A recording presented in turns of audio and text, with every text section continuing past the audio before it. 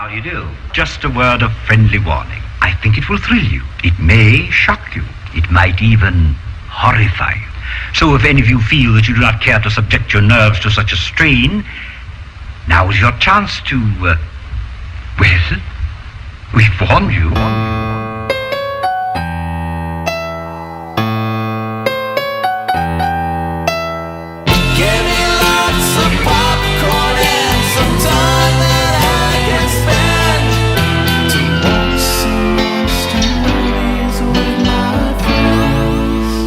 Day 2, WonderCon 2019, Anaheim. I'm Freddie, Andy, and Mikey are here. I can introduce myself. He can introduce himself. He can drive stick. I can't, but I am my own person. Mm-hmm. And I can speak. I'm Andy. He's all messed up. Yeah. You can introduce yourself? Hi, Mikey. Hey, I'm Mikey B. We're in the kitchen of our Airbnb. Yeah. It's nice. It is nice. Jinx. We met the guy out in an alley last night, and I'm pretty sure he could have sold us weed if he wanted to. Probably. I know it's legal here, but still, it's more fun buying from somebody else.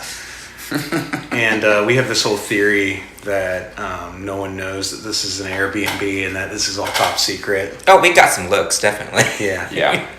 Especially in the pool this morning. Yeah, so we're kind of dragging this morning because we literally were up for 24 hours last night. Yeah. It was a long day. Yeah. I'm feeling good. Do you feel good? I'm feeling good. I'm excited about I slept.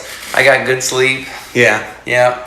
So, got some hot tub morning time in. You got awesome. You got to sit with one of the more fun Uber drivers we've had, or Lyft drivers we've had on this trip. Same thing. I don't know why.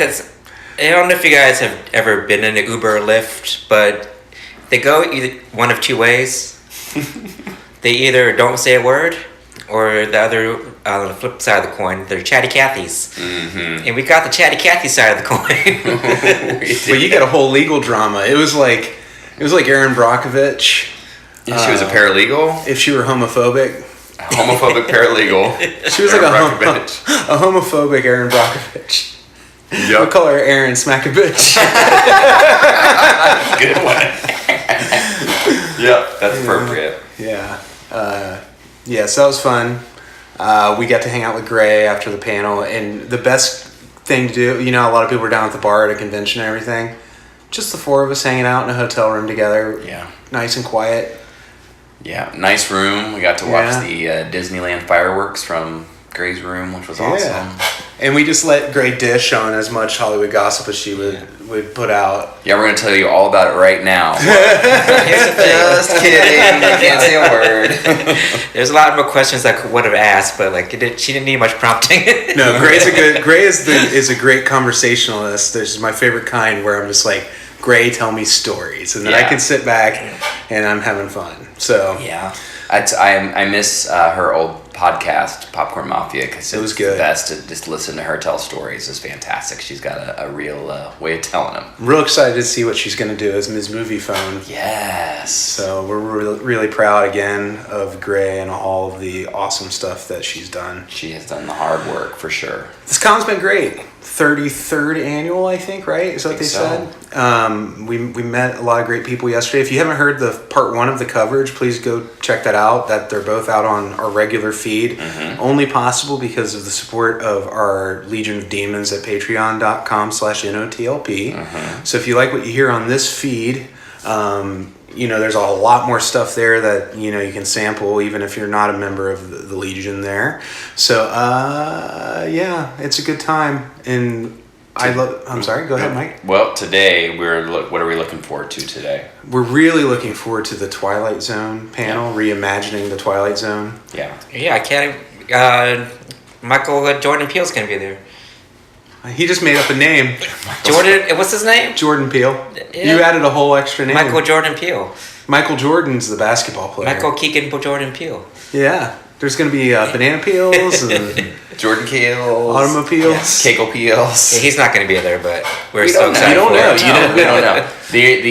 Sometimes the cons play sly and they just say special guest to be determined. And so who knows? This could be, they could have the big guns, or it could just be somebody that is adjacent to the show talking about the show. What if it's Gallagher and he comes out and he's like, Sledge-O-Matic, who wants watermelon? That'd be a Twilight Zone twist. Yeah, it would. You'd never see it coming. You wouldn't see it coming, just like the watermelon. Yeah. Well, he knew, you know it's coming. Yeah. Especially people in the front rows have first or tarps. second rows. So obviously you know like you're gonna be splashed with fruit. You can see it in Gallagher's face too when he's about to really give it to you. To really Sledge-O-Matic. To really hammer it in. Yeah. Like he's not a surprise fruit smasher. No, he doesn't go up and throw fruit in people's faces. That's just assault. Yeah. You think he believes in consent? As long as you know that fruit's coming at your face. Yeah. There's also a Warner Brothers panel, which they're notorious for Comic-Cons to bring out big stuff. So who knows? It's very close to the Twilight Zone panel. Yeah. So don't know that we're going to be able to make both, but we're going to try our best to figure it out. Yeah, and also if you're in the Anaheim area, Tuesday night we're going to have a meetup at 9 p.m. Pacific time, because we're in the Pacific in California. At what is the name of the place again? The Tongaroa Terrace at the Disneyland Hotel. Tongaroa Terrace. Or Trader Sam's. It's the expansion, right, of Trader Sam's. It's like a patio area. And on the meetup, when we talked about on the podcast, we didn't really you do not have to have a Disney pass or any. You don't have to pay to get into Disneyland. I said Disneyland a couple times. It's technically it's in their downtown Disney area. That's free for anybody to go to. You're just gonna have to figure out parking or Ubering or however you're gonna park, but you can go to Trader Sam's. It's right in front of the Disneyland Hotel. Yep. So open to the public. We'll be there. Please slide into our DMs. Is that not what they say? You look at me every time I say that. No, it just sounds really dirty. It sounds dirty. Is it dirty? Okay. Do you not going to say slide to my DMs? It means basically DM me. You know, dick pics or something. But when you say slide in, it's just a penetration. That's the point of it. Oh, okay. Well, then just DM us. Yeah. That you're gonna come. Just look at Gallagher's face and you'll know. There's no good intentions with sliding. No. What if you slide in it first and you feel something burst? Diarrhea, cha-cha-cha. Exactly. Bad intentions. We'll be back. I don't know what this next segment's going to be, but I bet it's awesome. It's going to be great. I hope you like it. Can't wait. All right, we're a foursome now. What? That's right. What happened? Matt's with us. You may know Matt as being the game junkie. Yeah, regular game junkie. Do I get the Matty M thing? Is that what happens? Matty M. Yeah, what happens? Okay. I was trying to think about what your nickname would be. Okay, we can do Matty M. Yeah. Everybody else has got a little. He's the pinball wizard. Pinball wizard, and he's helped us with some haunts coverage before. That's right. Yeah. So it's not the first appearance of Matty M, mysterious Matty M. There we go. Like that. Too many M's. Triple M's. So the Twilight Zone panel, this was my number one thing. Why I think probably the main reason I was like, yeah, I gotta be there for that. And didn't disappoint. I was super thrilled. They had... We pre-gamed it by watching some Twilight Zone before we went to the con. We did. We watched Eye of the Beholder and... Nick of Time. Yeah, from the original series, just to warm up. But they had the producer, who has turned up already in this coverage, because he directed Dark Phoenix. No. He didn't direct it. He did direct it, but he wasn't at this panel.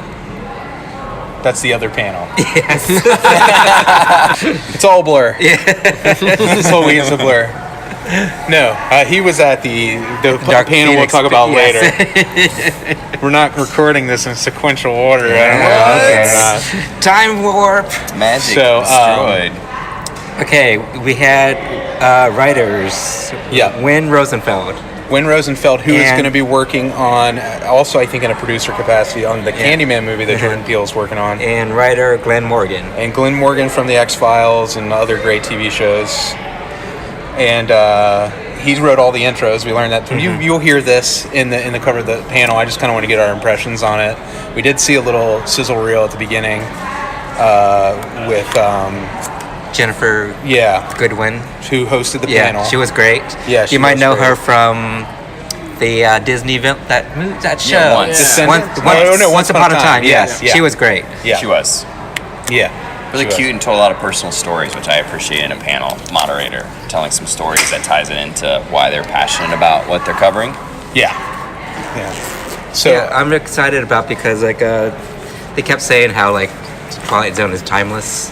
Yeah. And the themes like are even more prescient now than back then. Yeah. I think, and I was reading an article that Entertainment Weekly just put out about where they talked to Jordan Peele, and they covered all this, and he said, where Black Mirror is covering like how technology has all these dark, unforeseen consequences and all this, that Twilight Zone always has like a kernel of hope in it, and that's the main difference, because they keep getting asked like, are you doing this because Black Mirror is so popular?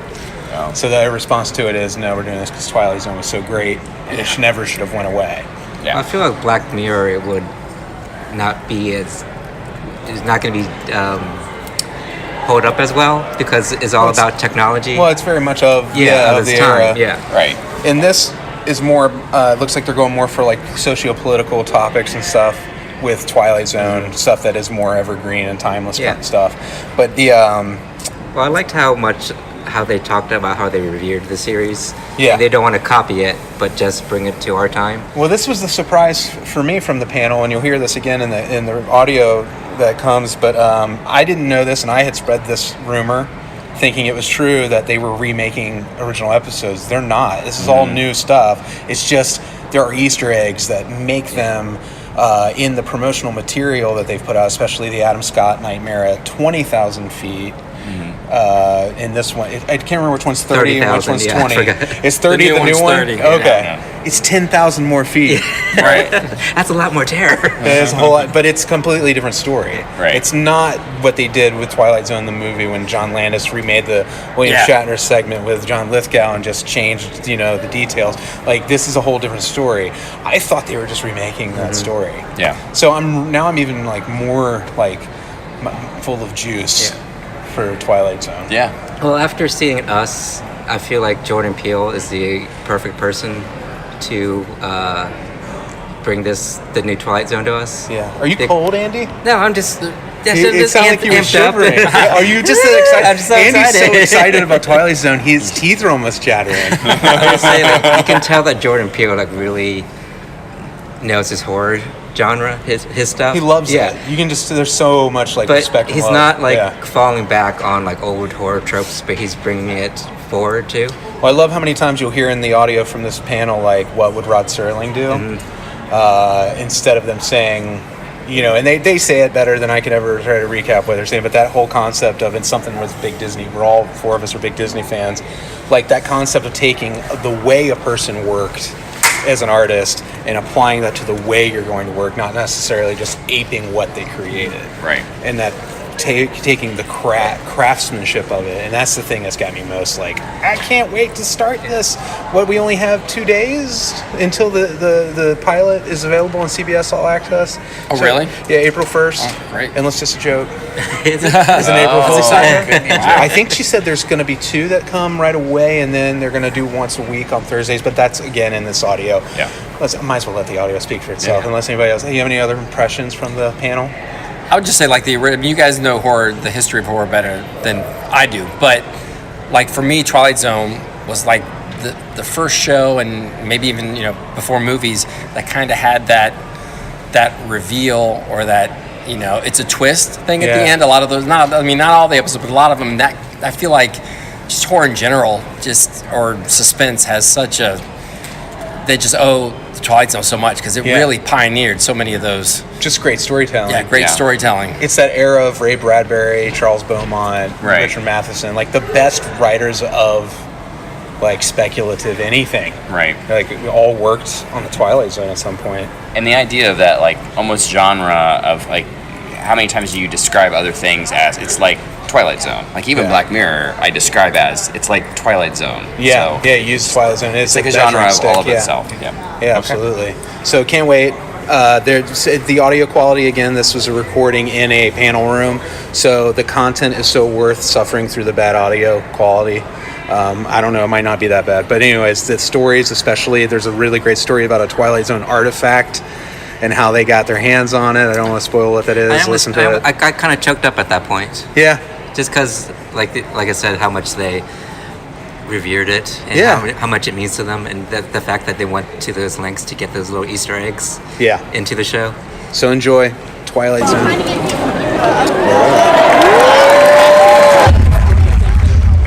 The Twilight Zone is iconic. Those classic twists and cathartic reveal. They combine the most entertaining storytelling with the most thought-provoking politics and philosophy.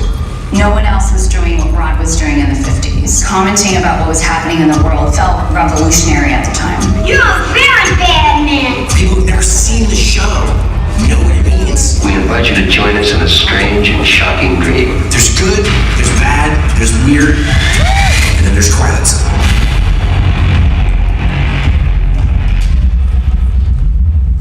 There's so much about the show that makes it iconic. Episode after episode, Serling and his team created just unbelievable stories. Rod Serling got it right. And in every possible way, whenever we get stuck in a creative hole, we ask ourselves, what would Rod Serling do? To serve men, it's a cookbook. The reason for doing the Twilight Zone is not just to tell stories about monsters on the plane. There's a man up there. It's to tell stories about the monsters inside each of us. You will be successful. Are you sure that's what you want? Ultimately, we're really trying to do justice to the DNA of the original Twilight Zone. But we're undeniably making a show about today. This is real, this is now, and I have evidence to prove what's going on here. What did you do to me? Did we go backwards again? We're trying to comment about what's happening in our world. The same issues that plagued Rod Serling's time, they're still present. You have no idea where you're gonna go from week to week, but you always know that you're in the Twilight Zone. I changed something, erased something. I believe you. We get to face our fears through storytelling. Or not meant to be here. That's the power of story, that's the power of the Twilight Zone.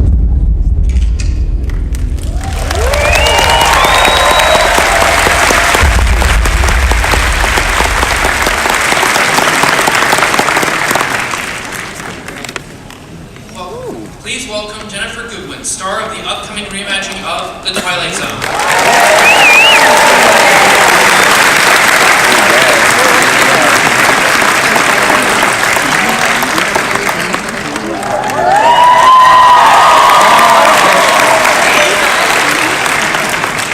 So, quick story. I received a phone call that included the words Jordan Peele's Twilight Zone, and I said, I'll start packing. And my agent said, you should probably read the script. And I said, I don't think that combination of words ever doesn't work out. So I did pack, and then I did read. And this script made me sick to my stomach. It gave me chills. I turned around and, first, I called my agents back, and I said, close this deal very quickly, because I think there's been a mistake. I think they meant to call another actress, and I don't want them to realize their error. So, close it. And then I turned around, and I handed my 2 small children to my husband, who had been home from his shoot for about 12 hours. I said, good luck, sir. And I flew to Vancouver, where I had 2 of the most challenging weeks of my life. I felt feelings in character I hope to never experience again. And I pray they rehire me to do it again. Next season, this character or another, because I don't know if I've ever had this much fun in my entire life. So, to introduce you to these fun makers, here is executive producer Win Rosenfeld.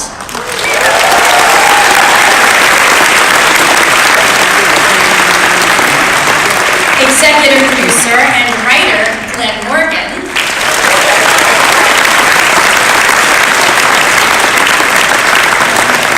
Writer Alex Rubens.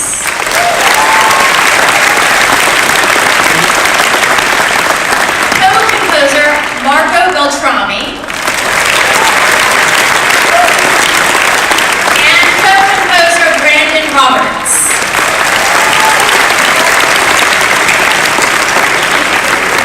I know this is super cheesy, but I am dying to hear 1,200 people do the theme of the Twilight Zone. So just really quickly to welcome these geniuses, can we just all go do do do do do? So guys, I have met some people who have never seen the original Twilight Zone series. And I would like to know what you think is going to win over this new audience. I want to know how you think that this new iteration is going to appeal to younger fans. And let's start with that. Well, I'll say before I answer your question. All just want to tell you guys that Ginnifer did this episode, and we ran her through the snow, and we held her upside down, and we shook her, and we tortured her in a really cold, scary building and everything. And her performance it's one of our later episodes, probably about the 8th episode, called Point of Origin. And she is extraordinary in this episode. It's worth the price of the subscription just to see what she does. And even more so, I mean, she's as friendly, professional, and wonderful as everybody in this room wants her to be. And so... That's our panel! Thanks for coming!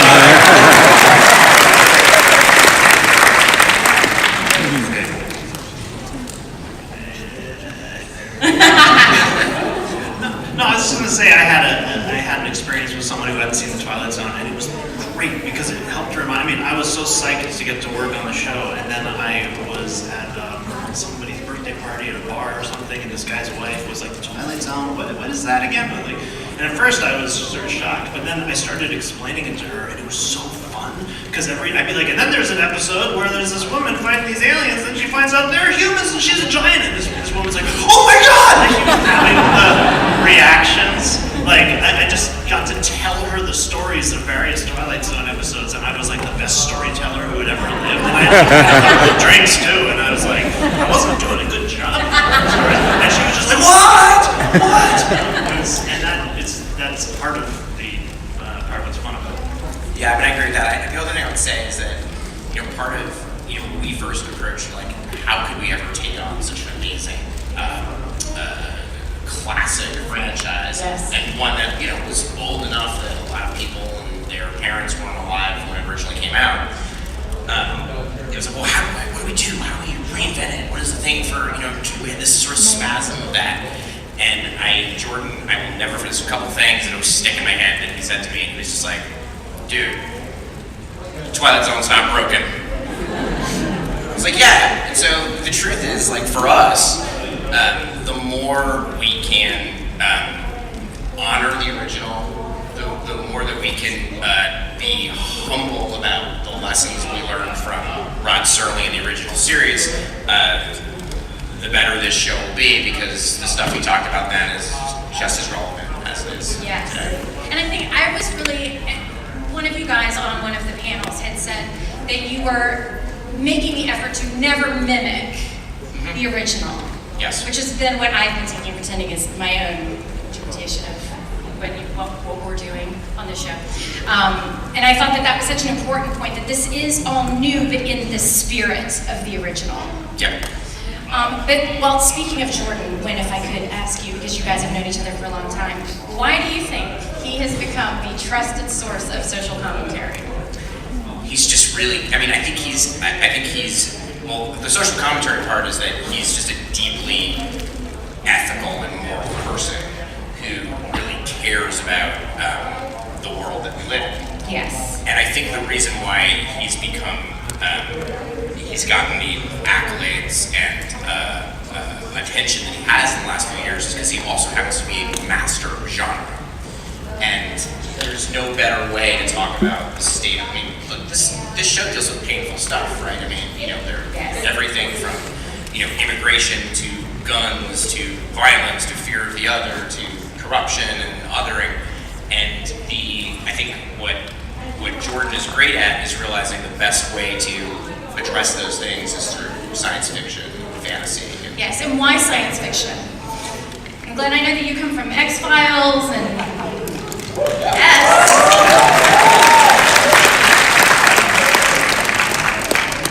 So you know the genre well. What's the question? But why sci-fi? the best genre to tell these stories, to address these themes? Rod Serling was writing dramas on TV, and the networks were telling him, you can't talk about that, you can't talk about that. Oh, wow. Those topics, and so that's why he went to do the Twilight Zone, is so that he could talk about those things about bigotry and greed and the warnings of upcoming technology and stuff. And so I think, when you have these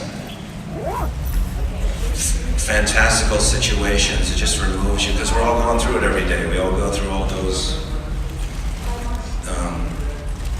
bigotry and violence, and we're all going through that. And so to go home and to watch that way, this is just a way to kind of look at it from a side angle, and maybe to talk about it in a way that is more thought-provoking, and you're also looking in on the other characters.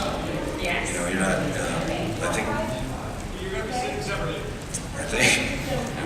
I would add also that there's even a way in which, and this is changing, I think, but sometimes genre, everything's a genre. Realism is a genre that's just become so standard that we don't see it as a genre anymore. But the problem, the advantage of genre is actually, in a way, that I think it gets underestimated. You can slip things under people's radar in a way. I think it was Daniel Clowes, I don't know this guy's name, the brilliant comic artist said something about that with comic books, that because people think of it as kind of like a lower form, you can actually get away with expressing things that you couldn't express in any other context, and maybe even kind of get into past people's guards, so I think there's something about that, with the fact that the Twilight Zone, I feel like at least half of it for people is how fun it is and crazy and exciting. Am I not allowed to curse? There's a thing here that says be aware that members of your audience may be under 18. Does that mean I'm not? Why are they saying that every year? Or should we not do the striptease or whatever? We're not. I was about to curse and then I saw the sign. I don't want to corrupt my mind. Well, speaking of the themes that we are expressing through this genre, I have no idea how you guys came to these 10 weekly movie stories. Do you start with the theme? Do you say this is the social issue that we want to address, and what is the story surrounding that? I have no idea how this works. I mean, it's really weird, because I think, this show, we had 10 different episodes with 10 totally different origin stories. I mean, they all kind of came from different places. So some of that, did come from the idea of what are the things that are going on in the world right now that are worth addressing. But sometimes it was also just wouldn't it be cool if I can't spoil anything, but there were places where we start with the premise, the sci-fi premise, and kind of worked our way backwards into how could that be an applicable metaphor, or something like that. And some of them took a really long time to get there, and some of them happened relatively quickly. Right? I mean, it's been none of them. There's no formula. It all just organically, these things, that does not surprise me about you guys. The creative melting pot of writing. It's inspiring. Yes, it was really fun. One of the most fun and intimidating parts was the thing you were talking about earlier about we didn't want to mimic the original, and I would say not even upgrade the original particularly. It's almost like the thing that got me excited was let's make more Twilight Zones, and how do you do that? And I think the goal was always, from my perspective, to just try to tell stories that capture what we love about the Twilight Zone, and what we thought was great about it, and which is a good, and I feel like that was in a way the only constant in all of these different kind of arrival. They came from all sorts of different directions, but they were all guided by that, trying to capture that magic. Yeah. And did you feel like you had to do anything in a way to unify the anthology, or is that just something that also organically happens because you guys are all writing them, and because, for instance, we have the consistency of music, which I have many questions about. Or was there something that you felt like you had to use to sort of string them all together, since it's a different cast, it's a different director, it's a different theme, it's a different planet every single time? Yeah, I mean, we definitely, for us, the idea of people feeling like we needed people to walk away from the season feeling like they just saw 10 different movies, but that they're all the same show. Right. And so I think in doing that, you kind of you gotta look to like what are the tonal things, what are the aesthetic things, and what are the story structure things that we can lean on. One thing I'd say, for the most part with this series is that we've kind of constructed every episode like what we've been calling personal nightmares. And because you went through one, and in more ways than one actually.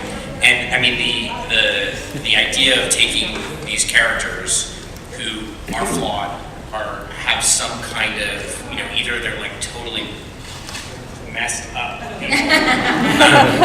or just neurotic, and then you take whatever that neurosis is and you collide them with a piece of magic. Yes. And watching how that person interacts with whatever that magic is something that we think is the hallmark of the Twilight Zone, and I think is true for most of our episodes in one form or the other. The other thing is production design was really important to us. Our production designer, Michael Wiley, is an absolute hero, and he really helped create this world that was sort of out of time. It's not a, the piece is not it's not a period piece by any stretch of the imagination, but with costumes, with decor, with everything, there's a little bit of a nod to that mid-century look that I think really helped us. And then, yes, Marco and Brandon are a massive piece of the glue for this, because I should let you guys talk about that. Yeah, we all take that? Well, I think one of the first things we thought about when we signed on to the show was, how do we be authentic to the spirit of the original series, but also do something unique. And one thing I think that we were, the first time we said, well, we got to keep a theme. Everybody knows the show theme, and maybe we can update some of the instrumentation a little bit, but that's such an iconic thing.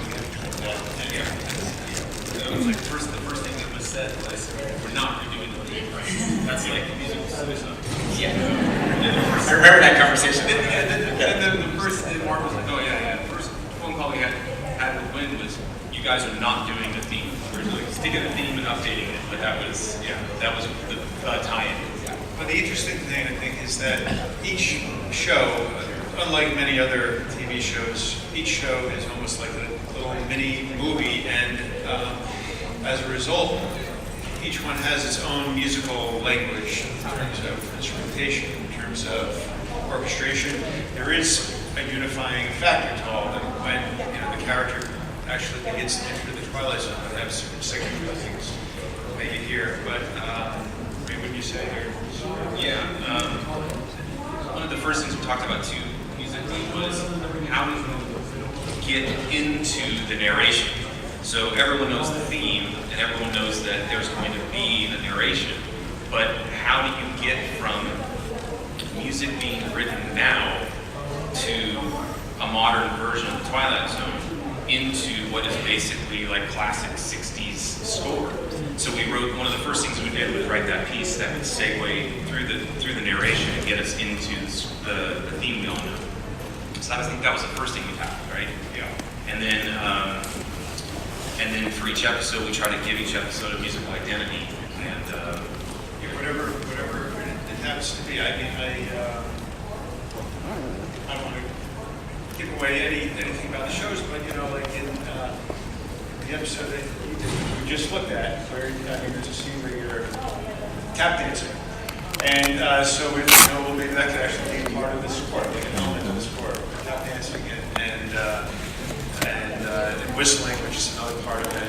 Using things that are sort of almost like you're aware of in the show from a visual standpoint, maybe perhaps, and turn it into musical sonic things. So that's been a lot of fun. Yeah, and one thing that we tried to do too, that they didn't really do much in the 60s, was we have the advantage now of being able to process elements electronically a lot more than they used to. So one of the things we do is we'll take instruments or a musical idea, even if it's done on a traditional instrument, and then we'll process it and tweak it and make kind of like a sonic world out of it, so that each episode really does feel like a movie, like its own identity. And most importantly, we did get a theremin into one of the episodes. Not an easy test. Yeah, and at one point it was like, we gotta get a theremin into one of these episodes, and then when the episode Ginnifer tap dances to a theremin. Yeah, it's very, very strange. I play the theremin. I don't even really know what a theremin is. Well, I have a selfish music inquiry. So, as an actor, first of all, I have to be listening to music almost exclusively while I'm on set before we start rolling to get me like into another headspace. And I think people always think I'm checked out, but it's really just that I'm trying to stay focused. And I had an actor once on a show tell me that he called this my box of tears. He said, give Ginny her box of tears, because it definitely, music opens something up in me. And in fact, my sister always makes me these soundtracks that are, usually comprised of songs that I haven't heard before, so I don't have any sort of, preconceived notions, like no previous experience, relationships with these songs. Point being that while I feel like my job is to feel things to a certain extent, I mostly feel that my job is to make the audience feel something. And so, as much as I want to say that I'm just in the moment and living something, the truth is I'm always aware that what I'm doing is hopefully going to affect the audience in a certain way. And I can tell you my sister was one of my dates to the pilot premiere of the Twilight Zone, and she said, I was so betrayed by the music. They were telling me how to feel, and then they tricked me. Which was genius, and you will all see what my sister Melissa was talking about, and it's brilliant. But I just want to do, how much of that goes into your thought process? Well, you have to watch out for Brandon. It's a very tricky person, and you don't want to date him. It's just untrustworthy, really. Yeah. So the manipulation comes naturally. No, I think you actually said it right. You're very aware of how much to telegraph, and a lot of discussion about when do we telegraph it, how much do we give away, how much do we push the drama, and how much do we misdirect. Like a lot of it's misdirection too. And part of that's just instinct, and we'll have an instinct. And sometimes we have conversations like before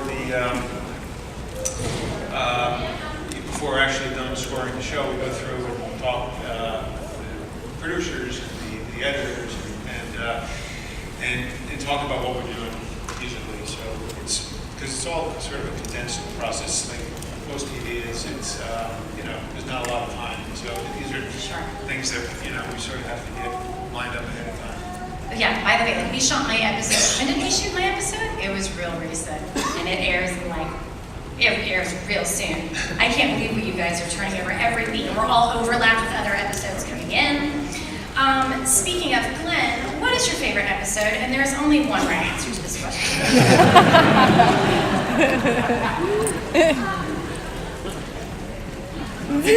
Oh, were you asking me? No, I said Glen. Yeah, I think you said Glen. No, this season. There's only one right episode. Exactly. Even I know. Not really. I can't say one. That really sounds like trying to say which kid do you like the best, and each one is so different. Some very humor based, and some are like very sci-fi based, and some are like Twilight Zone. If you're a writer on TV, that's where it started. Period. And I think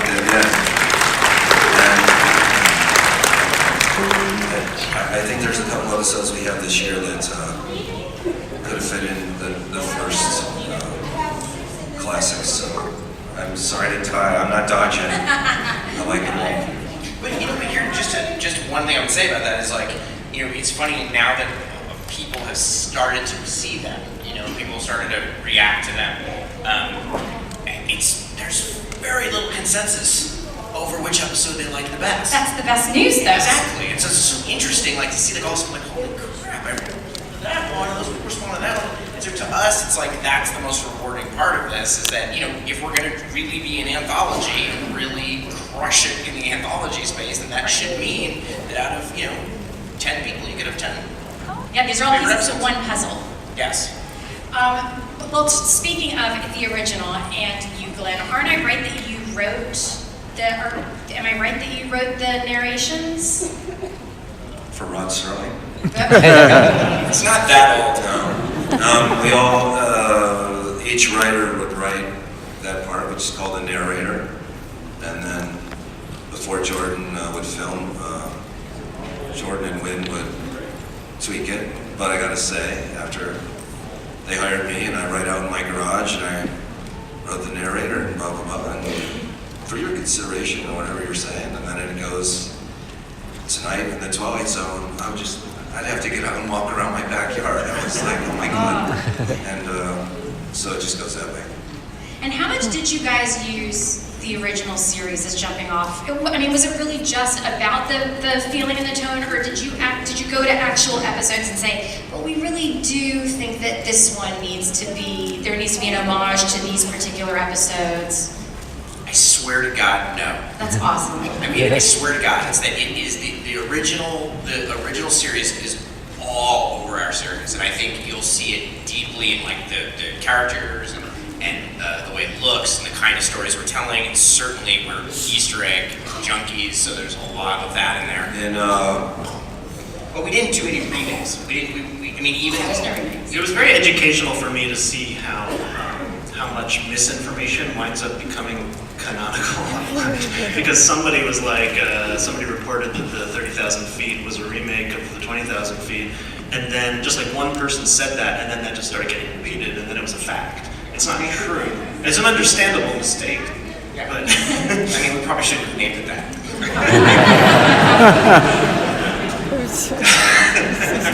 Wynn said, if you're a fan of the old one, look, because, there's one episode, all the characters are named after anyone that directed The Twilight Zone. We're editors. There's the name of the airlines, it's the same one that William Shatner flew on. But our props guy, Tyler, comes to me one day, and he's rattled. And he says, hey, I think I can get Willie. And I'm like, who?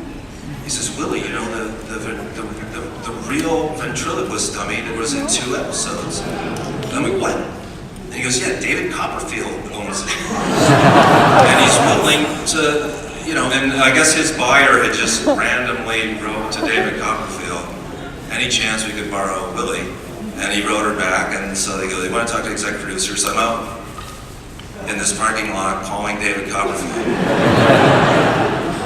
And he said the deal was he would give, this thing is worth like $500,000. And he said, I'll let you have it.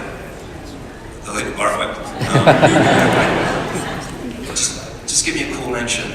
And so with Alex and Camille, they went off, and he's got a cool mention because he's very cool. And so is there... And then the doll appeared in Glen's arms. He was in Vancouver. And it just... I forgot that. Yeah. I feel like that, you kind of buried the lead. Well, we're there one night, it's like November, it's like in Vancouver, it gets dark at 4 o'clock or something, and we hear that Willie has showed up. And my assistant Amy and I, we go down to the props department, which is chaos. And I'm like, Tyler, I want to see Willie. And he goes to the safe, one of the big safes. And 2 boxes, the body and the head. This thing's 100 years old because it had a career in vaudeville 30 years before they flew in. Yeah, and it's like little screws, and when you couldn't operate it, it would have fallen apart. And the face was very red because that photograph's better on black and white. And it had a scar from when Willie played Al Capone in the Twilight Zone. And you're just in the prop guy's office with this thing that could easily be in the Smithsonian Institution. And just like my brother and I saw this episode back on a couch in Syracuse, New York, 40 years ago, and here I am with Willie. So, and he's in, you gotta look, but he's sitting in the green room in the episode that Alex wrote, and it was just like, stuff like that, it's just made the whole thing work. Now, Alex, you come from comedy, a lot of comedy, right? Kind of. I mean, yeah. I originally I started working in comedy because I was working with Jordan, but he and I connected actually originally on Sci-Fi and horror. Yes, I'm on paper all comedy, but this is sort of more my bag. He has no sense of humor at all. I don't have. Don't you feel? I mean, I feel like comedy. I mean, I know in my episode, I relied on any comedic moment I could glean just for like relief. Yeah. Well, one thing that was funny about, well, I can't talk about the content of it. Well, it's called The Comedian, and you saw that there's a trailer. There's a stand-up comedian, and the hardest part, without going into any details, the thing that writers fall into sometimes, and it's sort of surprisingly unaware about it, I think, is that you write some character who's like a brilliant poet, and he writes a poem, and then everyone's like, wow, that's the most amazing poem you've ever heard. And I'm like, you wrote that. You don't get to write a poem and then have everybody talk about how brilliant it is in your dialogue. Like, don't you have any shame? So in terms of like the writing comedy in a non-comedy show is still a little tricky because if a stand-up comedian is doing an act and it's supposed to be funny, it's like that's challenging. Not just because let's make it be funny, but also let's not make it seem like oh my god.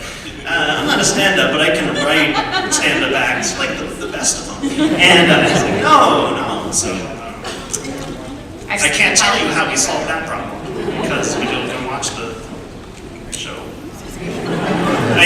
Kumail being a brilliant stand-up comedian didn't hurt, but no, I am not funny.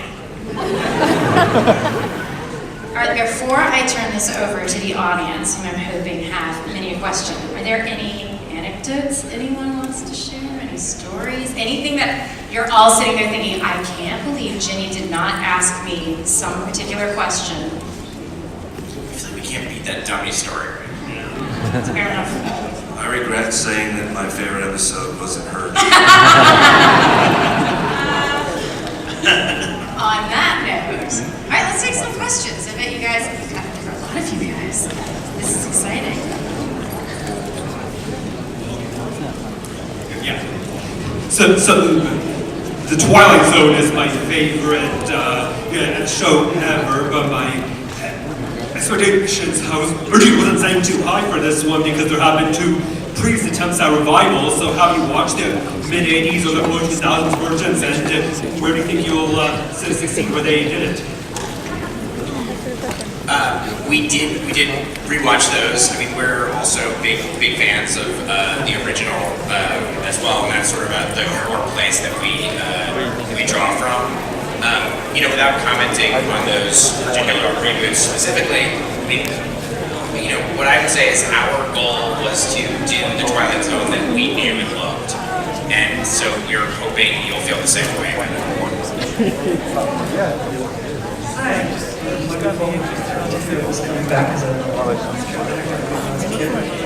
Many times. One of the treasures about the original Twilight Zone is that many of the guest stars were not stars. They were up-and-coming people, unknowns, who later on would have their careers. Did you make an effort to do that, or did you look just for big names? Yeah. Hey, is this one of you guys? I shouldn't be the one answering this, but the sense I got from the beginning was always like, let's just find who's going to nail it. And when it started shaping up, there were a lot of big names in it for a split second. I was like, wait, should we not be doing that? But the fact is that everybody we got at all levels was just so good. Like, I don't know if that's a sidestepping of the answer, but I think just to add on to that, I think that, for us, we had, in some cases we had somebody in mind, and be like, okay, well, this is definitely a person we want to go to. In other cases, we felt like we could go a few different ways. We did try to be creative with our casting, and sometimes put I think we did a really great job of taking the actors that people are really familiar with and putting them in contexts that we're not used to seeing them, and that is wildly fun because that can be, I think, sometimes in an epilogue to the way you normally cast a show, but for us, we were rewarded by everybody coming and just absolutely destroying and doing a fantastic job. So, we love the performers on the show. Jennifer's a great example. Thank you. Thank you. Thank you. What is your favorite scary part of the episode of The Twilight Zone? Of the original? Yeah, the original. I think all of us just love the shatter Richard Donner terror at 20,000 feet. Scary wise, I really like one that's kind of overlooked as a Night Call. They shot John Tripoli, who directed the original Cat People, did it, and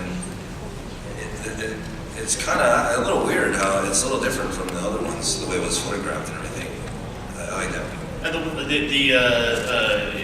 The one that Jordan has been mentioning lately with us, what's it called? The mirror image. It's incredibly terrifying. Yeah, he stole it. Us is a mirror image sequel. Yeah, you were asking earlier what makes Jordan so perfect. And he's so good at stealing. He doesn't come up with any ideas. He just sort of steals. No, Jordan's a super genius.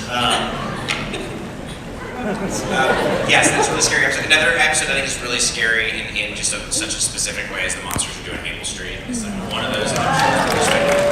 It's so tense and just this feeling of how fragile the human contract is, how close we are to this Hobbesian state of nature where we could just this close to all tearing each other apart. And that's a very unsettling episode for me, and a great cautionary tale, by the way, about why we should try to be nice to each other. Thank you. Thank you.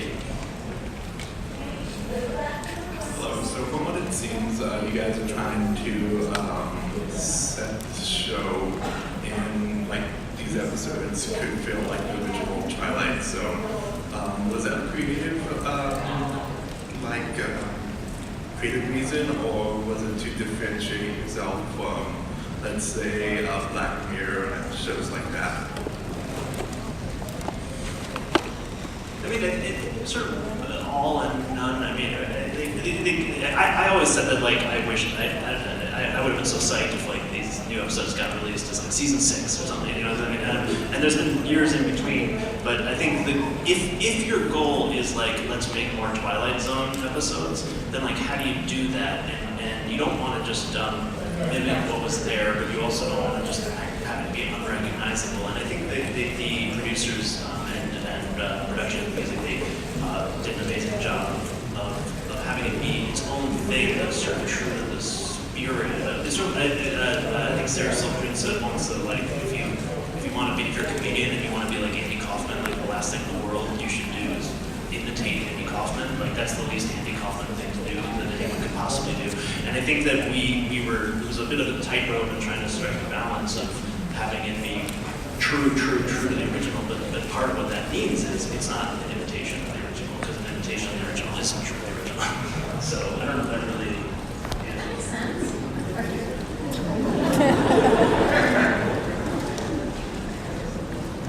There's an episode of South Park where it ends with the tagline, Simpsons did it. It's like everything went back to a Simpsons episode. And then it went back to an episode of the Twilight Zone that started everything. So since Twilight Zone kind of did all this stuff that we all know about, how do you reference that? Because we've already kind of got it spoiled because it created so much stuff. Well, yeah, of course they did, but probably if Rod Serling was here, he might go, well, I was inspired by this and by that. Or Richard, we always talk about Rod Serling, but Matheson and Charles Beaumont certainly added to it. But think about it. When they started, Kennedy hadn't been assassinated. I mean, they did an episode where one of the characters died in Vietnam, but that had not kicked into gear. There was the assassination, the civil rights. They didn't have the things that we're all experiencing now, and those are the things that Rod Serling, I think, would really want us to talk about. So, although without question, how many times when we were stuck, we'd go, this is what Rod Serling would do. It wasn't, this is what that episode did, so we should rip it off, or we should do that exactly. But I think, Rod Serling had been in the war in the Pacific, and he had seen some horrible things, but he still had some hope. So, I think the essence of the Twilight Zone is if you were a character and you kind of just lost your way, but you wanted to be a good person, he was going to let you off the hook. If you were a bad person, you were going to end up on library steps with your glasses cracked. And that's what guided us. So we hope that we're not, we were 60 years away, but that's what guided us. And also in terms of surprise, I'm a big fan for one of rewatchability. So some of the best twists you've ever seen, you've probably seen multiple times and liked each time. So I'm a big fan of when I think of Luke, spoiler alert, Darth Vader is Luke Skywalker's father. When I don't remember seeing that for the first time. It's something that was always true, and it's a great twist. So I think that's another element too. It's like trying to make something that bears rewatching. There's somebody holding a stop sign. It says stopped. All right, guys, listen. This is the truth. After I shot my episode, I went home. I'm not saying this. I'm not towing the company line here. This is not lip service. I went home and I signed up for CBS All Access. I didn't even ask CBS to hook me up. But it was for Star Trek. I have been made. Star Trek is a very good show, and I highly recommend that you all watch it. I went home and I signed up. I did not even ask CBS to help me with the password.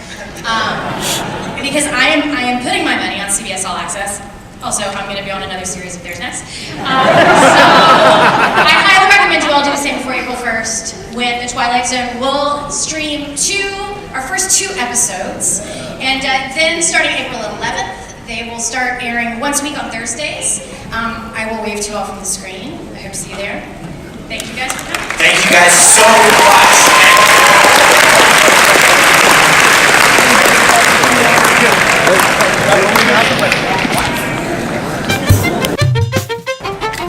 Hi guys, we are back and we are covering the WB New Line. Is that what it was? Yes. New Line panel. Wubnulu. Yeah. And we got a lot of trailers. That was fun. The first one we saw was Annabelle. Wait, is there Annabelle something? Annabelle Come Home. Come Home. Yeah, because we were making jokes about being like Snoopy Come Home. Oh, sweet. Her dog does. And this might excite some, but much to the chagrin of others. But the Warrens are back. Yeah, that's funny. I have this love-hate with that. Yeah. I love the fictional version of the Warrens, and I also love how sanctimonious and perfect they are in those movies. Mm-hmm. It cracks me up. Yeah, so I'm not the biggest fan of Annabelle, so I'm probably not be the best person to talk about this, but they cut a good trailer for it, because they had some jump. Yeah, that's all those movies are. It's called jump scare the movie. Yeah, that's the function. But you'll see in the evidence will show that they tease like they're gonna play it, but they don't. They play Annabelle. So. That's not a good way to get people jazzed for your trailer. No, it stole the steam right out of it right before. But they did not do panel coverage for Annabelle. It went right into because they were afraid to after teasing an It 2 trailer. Yeah, they said they mentioned 3 movies, and then the last one they mentioned was It, and they were like, "Oh, and here's a trailer."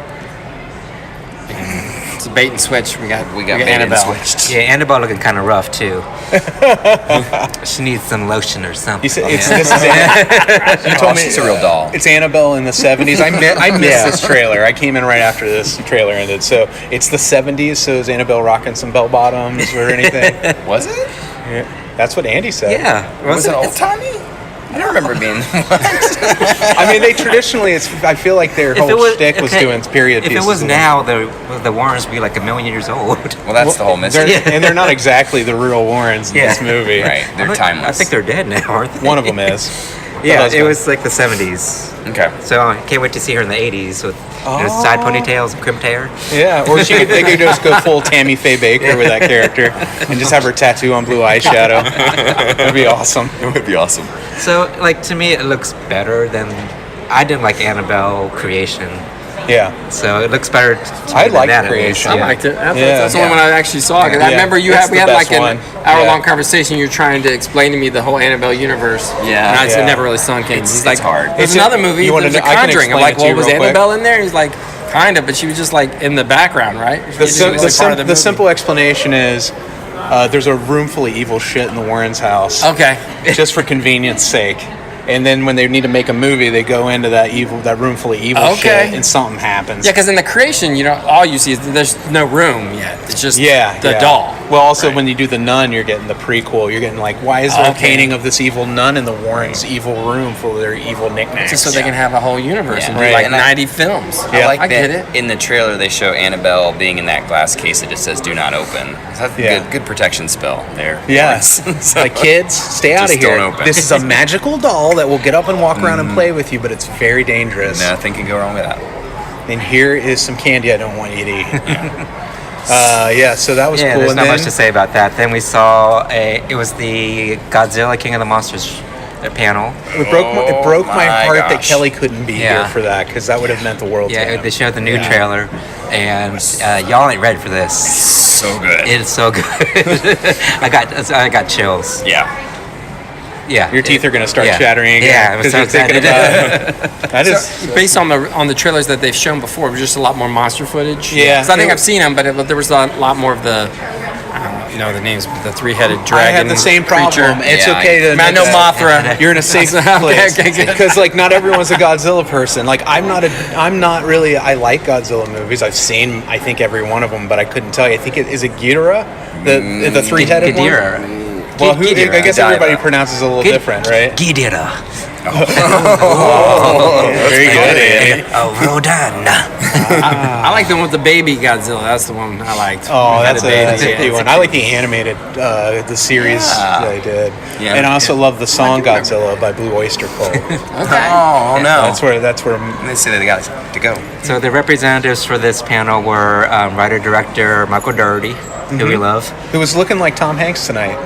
Really? To me. I don't know why I was getting a Tom Hanks vibe off of him. Okay. Yeah. And also a co-writer, Zach Shields. If you needed to be protected from Zach's. Yeah. That's a bad joke. So dangerous. Yeah. They were a fun duo. Yeah. They got good chemistry. Yeah. You can tell they loved the Godzilla franchise. And again, that word reverence comes up like when we were talking about Twilight Zone, a literal, almost religious zeal, because his whole thing was he's putting God back in Godzilla. Yeah, like in all the creatures. So I never really got that they were supposed to be like they're deities. It's kind of Lovecraftian when you think about it. Oh yeah. Did you catch in the trailer they like do that thing where there was a cross? It's like what kind of deity are they talking about here with the Godzilla piece? But there's a cross in the Are they going to crucify Godzilla at the end? They might. And he's going to be like, "Come unto me, all who are hungry." Yeah. Eat of my body. You can drink a lot of wine. Yeah. I can't wait to see the giant Mary Magdalene. Watch me mouth blast. A giant whore. Oh, Andy. She was a whore. Yeah. I mean, I don't. Yeah. I'm still.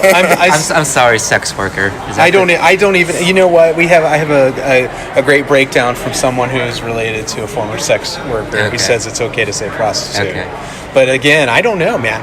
You tell me what you want to be called, and then I'll pay you. Godzilla just brings out all these kinds of conversations. It's inevitable. That's how it happens. It looks amazing. It looks amazing. It looks grounded. I'm very excited. Looks grounded. Huh? Well, I mean, it looks like it's real, like grounded in reality. Like it looks like a thing that you could, like this doesn't look real plasticky or CGI. You mean even the physics of it looks great? Yeah. The visual effects are like way better than what you're used to seeing out of a giant monster movie. Sorry, looks like something you could see. Yeah. Is that a new Johnsters? Meet the Johnsters. Anything else? Yeah. And then Shazam. Yeah, this was exclamation point. Now, did anybody know this panel in general? The Warner Brothers panel was shrouded in mystery, right? Yeah. So nobody knew it was going to be Godzilla and Shazam. No. Until they got there, and all of a sudden, they're like, "Here's Zachary Levi with his incredible chest." Yeah, he put on a gun show. Yeah, he was. Yeah, he's bulked up. Warner Brothers does a Comic-Con. They're like one of the last movie places that has kept the mega presentation. So they're known for like opening up massive screens and doing crazy great presentations. Zachary Levi was at the last one for Shazam as well, so he was drinking a beer and telling a lot of good jokes. It was awesome. So you could see that chemistry developing. But this was a good continuation of that, because I think there was a relief now that the film has been seen by people, and people are liking it. People were coming up to the Q&A portion saying, "I've seen this now multiple times and I loved it." Yeah. You know, like there are people who are plants. Plants. That's why you get on those lists. Andy, from we had the director, right? Yes. Was there. Let me pull up his name real quick. But I'm going with the cast was Zachary Levi, Asher Angel. Yep. Jack Dylan Grazer, and Mark Strong. And I'm trying to find the director. I really enjoy the guy who plays the villain in this movie. He was also in the movie with the Kingsman. Thank you. Kingsman sequel. He's one of my favorite characters. David Sandberg. Did you guys like the second one? I Really love good? the second one. People shit all over that movie when it came out, so I waited I didn't see it in the theater. Okay. I saw it on HBO. I was like, it's so much fun. Okay, cool. It's so much fun. I mean, I love the first one. But I have bad taste, so. It's all right. So you said the director name one more time. David Sandberg. Okay. Now, this was neat. Yeah, I wanted to see the movie, but now I really want to see the movie. Yeah. After seeing the cast interaction. Yeah, this has been a day of precocious They were just kids, so too. fun. Yeah. Like with these, you talk about like sharp, like kids that can talk about filmmaking the way most adults can't. Right. Like we get that in both, I think in both panels when we talk about the next one too. But it was neat. Yeah, it was neat. And they showed, 5 minutes or so of footage at the very end of the panel. That just, really got me excited to see the film. It looks like it's early, they're hitting, it's funny. So and what's in the footage they play at the end? Is I'm wondering how they still kind of showed a lot of him discovering his powers kind of thing, and before he gets the powers and discovering his powers. And for me, the film was like, how good is it? And I mean, people are liking it, so hopefully it's pretty good, but how good is it after you get past the always fun part of discovering your powers, especially when you're a kid, it's basically big with, kid discovering superpowers. So how good is it once the villains, there, and like how's the story after that? Because almost all the origin movies are always fun when it's like discovering your powers for the first time. It's like a Spider-Man type thing, Right. They have fun with it, then he realizes, his responsibility. Yeah. Enjoy this because they get it. If you're a comic book fan, I love some of the questions that they got from the audience in this one. Again, recorded in this one in the arena, so even probably worse audio content quality, but the content itself is awesome. And we'll be right back. Sam, what else are you guessing? Godzilla, interesting. All right. Well, let's see. What's that? Annabelle. All right. Let's see how smart you guys are. Let's see if you guys guessed right. We're really excited to have Warner Brothers Theatrical here. Hopefully you guys are... How excited are you guys to have Warner Brothers Theatrical?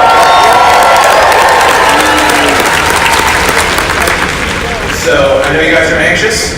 How many of you can guess the next phrases that are going to come out? How many? No cameras, right? Okay. So yeah, make sure to do us a favor. If you want to record the conversations that's happening, that's fine. But please do not record any of the footage. Again, as we always say, Warner Brothers does this especially for you guys. This is really a kind of a gift for you to get to watch this first, and then feel free to talk about how great it was after. Let people know they need to come see these movies and continue to be fans of these great things that Warner Brothers Theatrical is doing. So I know you're anxious. Let's get started. With that, it is my pleasure to introduce the moderator of this panel, radio and television personality, Chewy Martinez.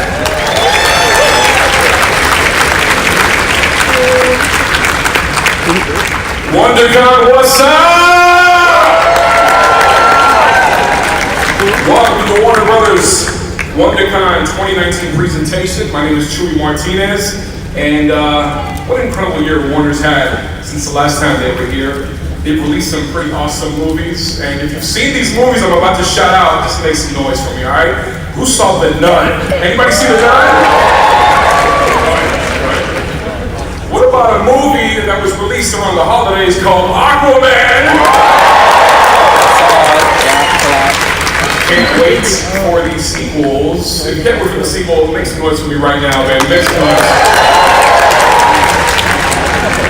I'm really excited to be here with you guys, and we're going to take a look at some of the upcoming projects that Warner Brothers has for you.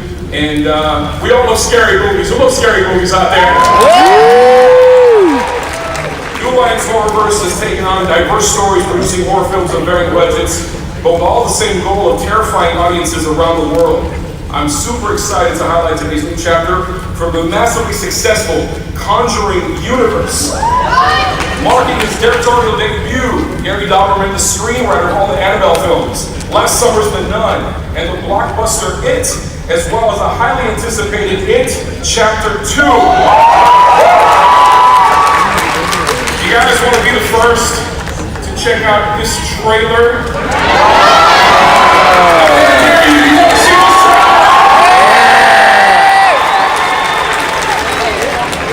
All right, Gary, over to you, baby. New Line Cinema's Annabelle Comes Home comes out in theaters June the 28th. Make sure you check that out. Make sure you check out one more time. You guys check it out.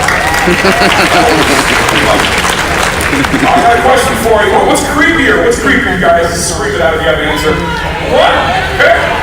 All right. That's it. Creepy dolls or ginormous monsters? What's creepier? Let me hear you. Dolls. Thank you. You're about to find out. Because next up we have Godzilla. Yes! King of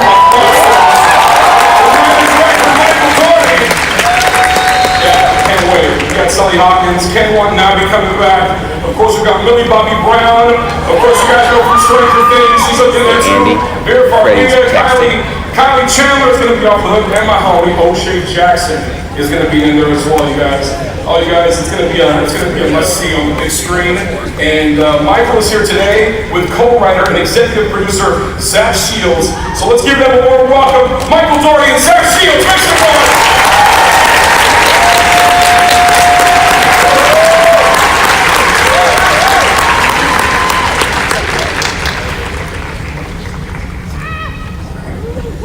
Got some questions for you guys. All right, Michael, you're a lifelong Godzilla fan.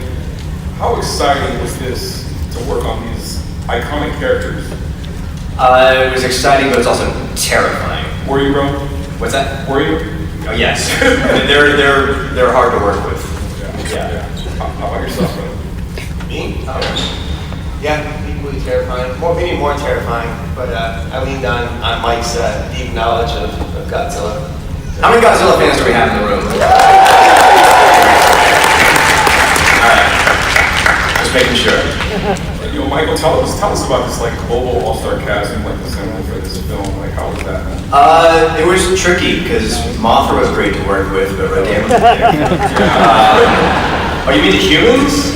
Both, bro. Oh, both. The people. Yeah, they're more like menu items for the giant monsters more than anything. No, they're great. It was an amazing cast.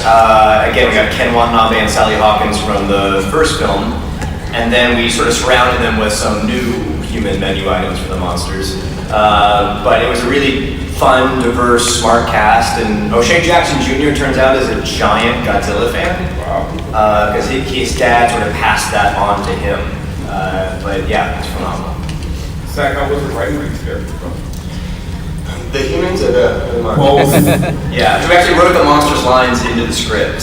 So Godzilla would say "screonk" every now and then.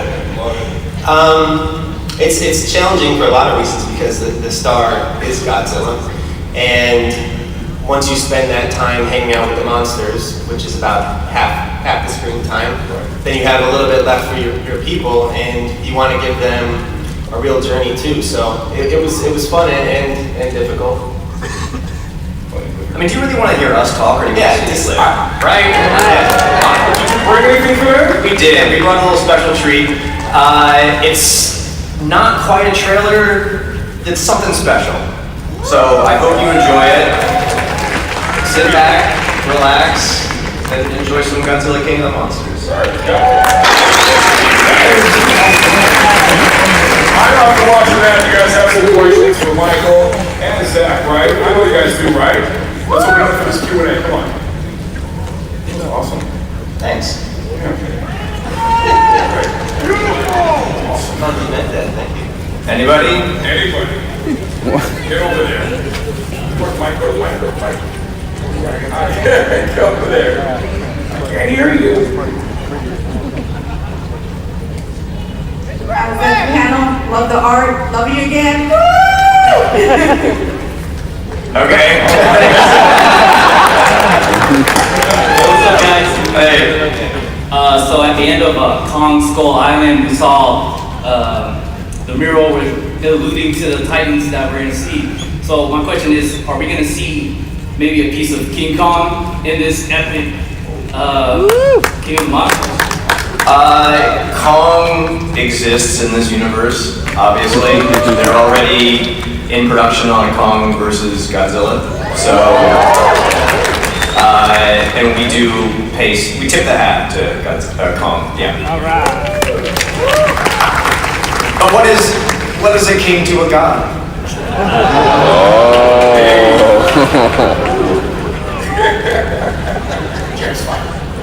Hi. Hi. Kick-ass trailer. Thanks. I know we have Godzilla vs. Kong coming out next year, but who will win in a fight, Godzilla or Gamera? The audience. Godzilla. I'm sorry, he's a turtle.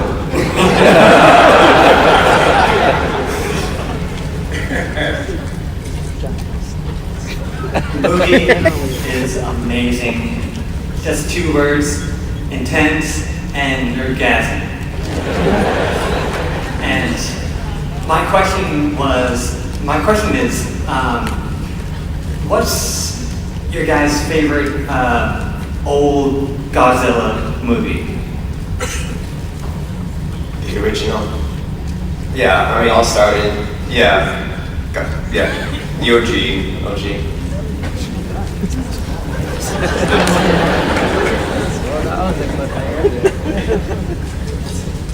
Hi, I just want to say as a long time Godzilla fan, this movie is easily the one that I've been looking for my entire life. So that's my comment. Thank you, I appreciate that. A couple of quick things. I was wondering, Ginnifer standing on that volcano.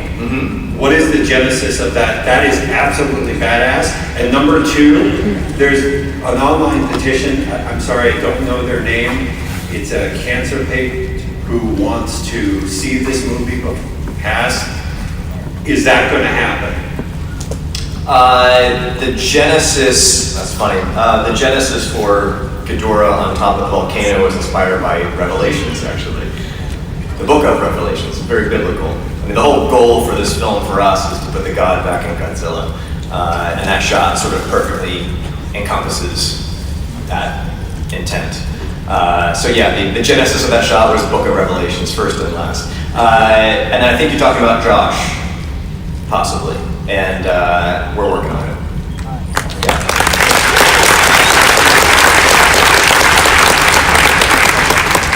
Nice shirt.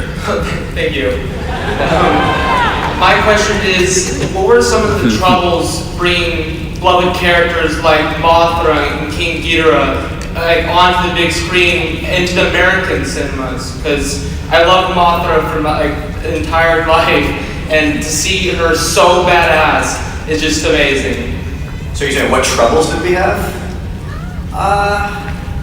For troubles? No, we just wanted to treat them with the reverence of gods.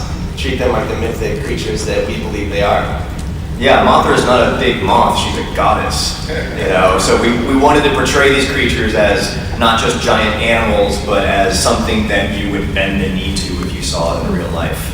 That's how I always saw them growing up. I didn't see them as puppets or men in suits. I saw ancient deities. I mean, if I could push a button right now to make these creatures real, I would do it without hesitation. Over and over and over again. So this is the closest we're probably going to get to that until I succeed in my supervillain's plans. So, yeah. Oh, wow. First off, as a long-time Godzilla fan growing up, seeing every single film, this is the #1 movie that is putting me to go see it before Endgame. That's how good it is. Careful. We don't want to poke the Marvel bear. Why not both? You know, the Avengers fought Godzilla in a comic book, so, you know, they can coexist. Well, my question was, for the future of the Monsterverse, what original Godzilla monsters would you guys want to see Godzilla fight in future movies? You mean what Toho creatures? What Toho or what original? Original Toho monsters. Oh, okay. Original Toho monsters. My personal favorites: Mechagodzilla, Biollante, and Gigan. Because he almost killed Godzilla once, and that was traumatizing as a kid. He bled.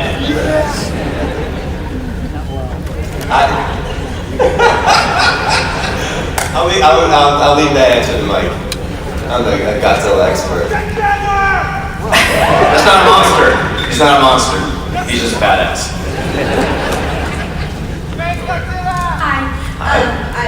That trailer was awesome.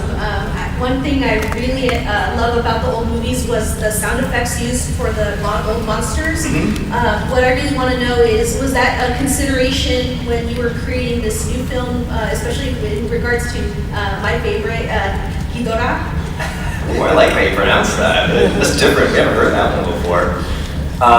Yeah, it wasn't just a consideration, it was an obsession. Because I think the creatures are like musical instruments. Like, they have very particular noises, screeches, roars, and if you deviate too much from that, it's not right. I mean, Godzilla without his roar isn't Godzilla, so it applies to all the other creatures. So we worked very closely with the sound designers and started with the original roars, and then sort of updated them and added layers to them, and went out and recorded wild animals. Turtles. We did! I forgot, we recorded turtles. It turns out certain turtles make really amazing noises, but Can you use an example? I've never heard that.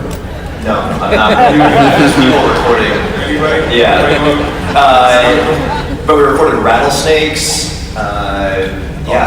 vultures, owls. It was really fun. But yeah, they have to sound like themselves.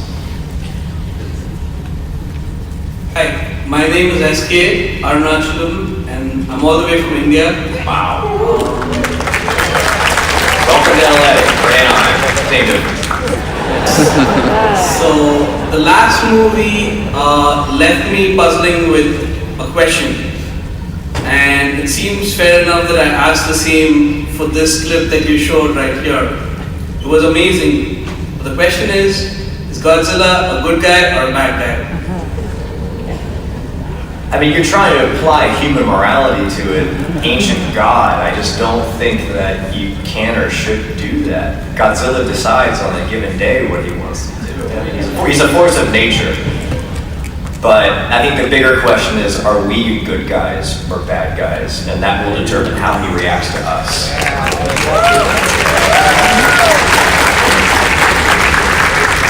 That's good. Watch the trailer. Trailer looks great. The monsters look amazing, very beautiful. One thing that I noticed watching the movie is that it seems like, as far as the human characters go, that they're pretty much screwed. Like, the biggest odds don't look very good for them. So hoping you guys give some insight on what the human characters' role are for this film, because it seems like the things are going to get completely insane. So you guys have any insight you can tell us? I mean, the whole... We're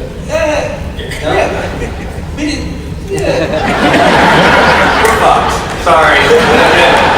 No, the whole story is about our relationship to Godzilla. it's all about humanity's attempt to learn how to coexist in a world where giant monsters are reality, and whether or not we can sort of form a symbiotic relationship with Godzilla in order to survive. So that's the goal of the humans, or at least some of the humans, and others have a differing opinion about how we should live in a world full of giant monsters. So the human story is very important to us.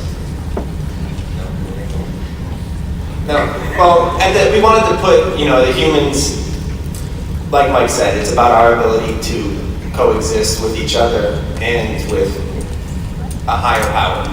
In this case, Godzilla and force of nature.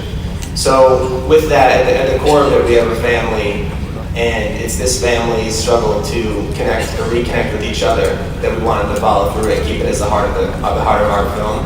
So there's a very strong human element that we can follow, a few group of characters, a few characters we can latch on to. Yeah, there is a strong family story because it followed Millie, Vera, and Kyle Chandler. They played a family that actually survived the attacks from 2014.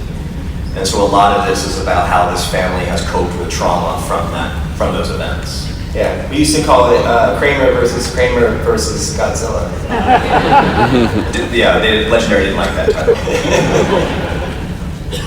Hey guys, thanks for being here. Trailer gave me chills, awesome job. My question is in regards to the, like you said, the personality of the monsters. I know a few of the motion capture actors on this project. What was it like directing the mocap actors and getting the personality out for the different monsters in this film?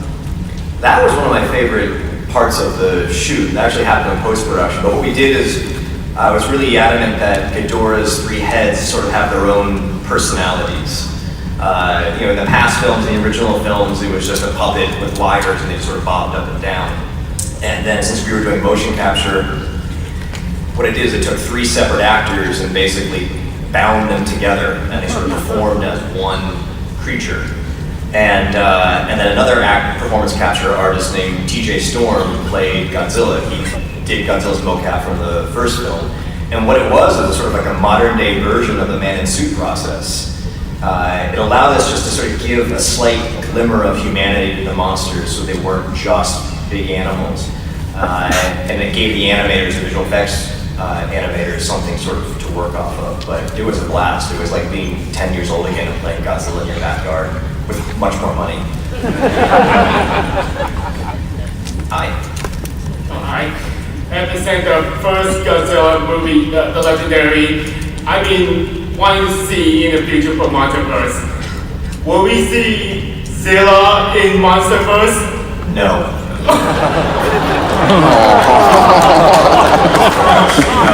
I'm sorry. In case you guys don't know who Zilla is the derogatory term given to the 1998 Godzilla. Yeah, I know. So listen, it's a different decade. So I don't see him appearing in the Monsterverse anytime soon. Sorry. Yeah, I can hear your heart breaking from here. Yeah. Any funny or exciting moments on the set that happened to you? Share with everybody.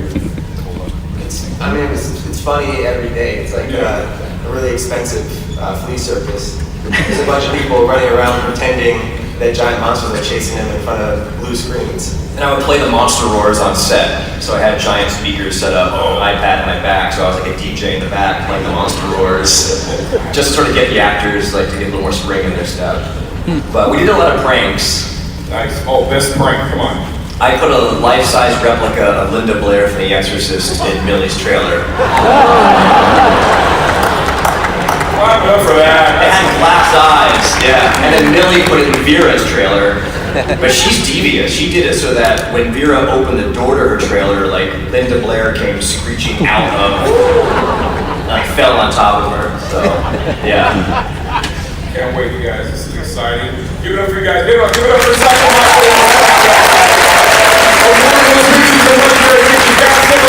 Of the Monsters in theaters May 31st, 2019. Thank you so much. That was awesome. I'm excited. We're going to change some stuff because we got one more thing. One more thing for y'all. Who was I want to see some cosplayers, man. Anybody dressed up? Who's dressed up? Nice. Who else? Deadpool, I see you. Stand up, buddy. I love it. Who else is out there? Super Mario Brothers? Is that Super Mario Brothers? Nice! You look great, man. You look great. I love it. Yo, hit me up at Chewy Martinez, Chewy1 Martinez, Snapchat, Instagram, all that good stuff. And use the hashtag WonderCon 2019 for all your pictures and videos. And if you're having a good time, make some noise out there for me, y'all. Make some noise.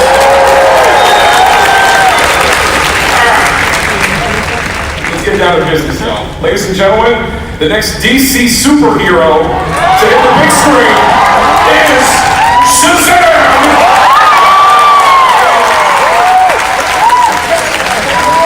On social media and seeing the buzz and seeing everybody talk about this film, myself included. I've seen it twice already, and it's pretty amazing. And we have the stars and the director of Shazam here today, y'all. Make some noise for David F. Sandberg, Jeff Grazer, Pastor Angel Lars, Shazam himself, Zachary, Levi.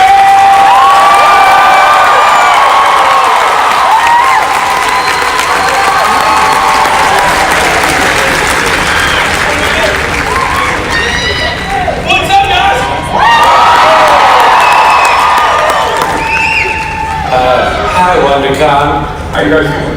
Yeah, really good, man. Good.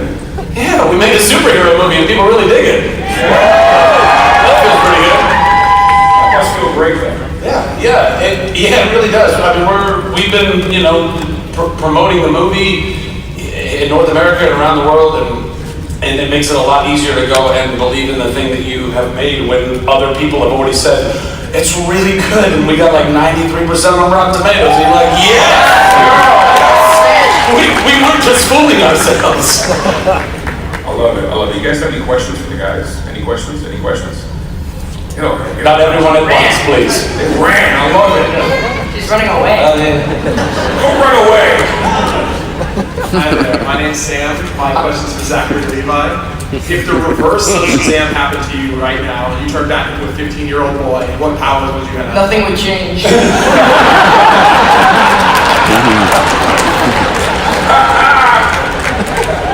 From the mouth of kids, you know what I mean? He's not wrong.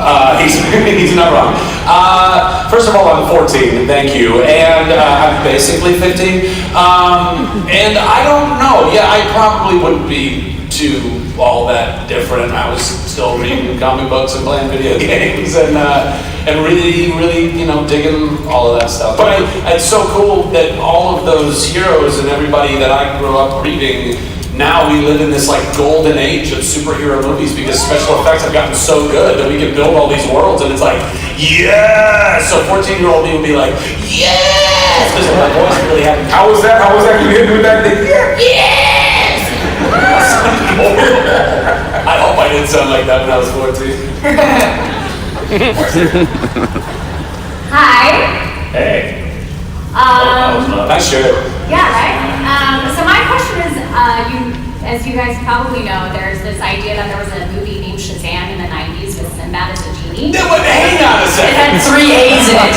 3 A's. It had 3 A's. And also, this sounds like a Mandela effect thing because even he has said online that it never existed and you can't find it. So how do you know this exists?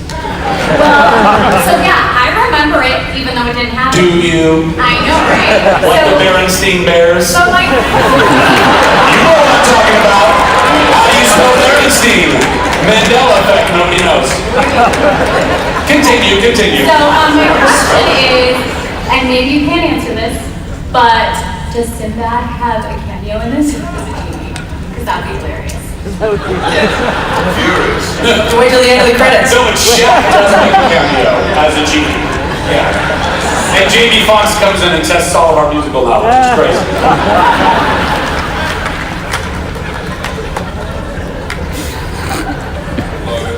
I'm here all night, guys.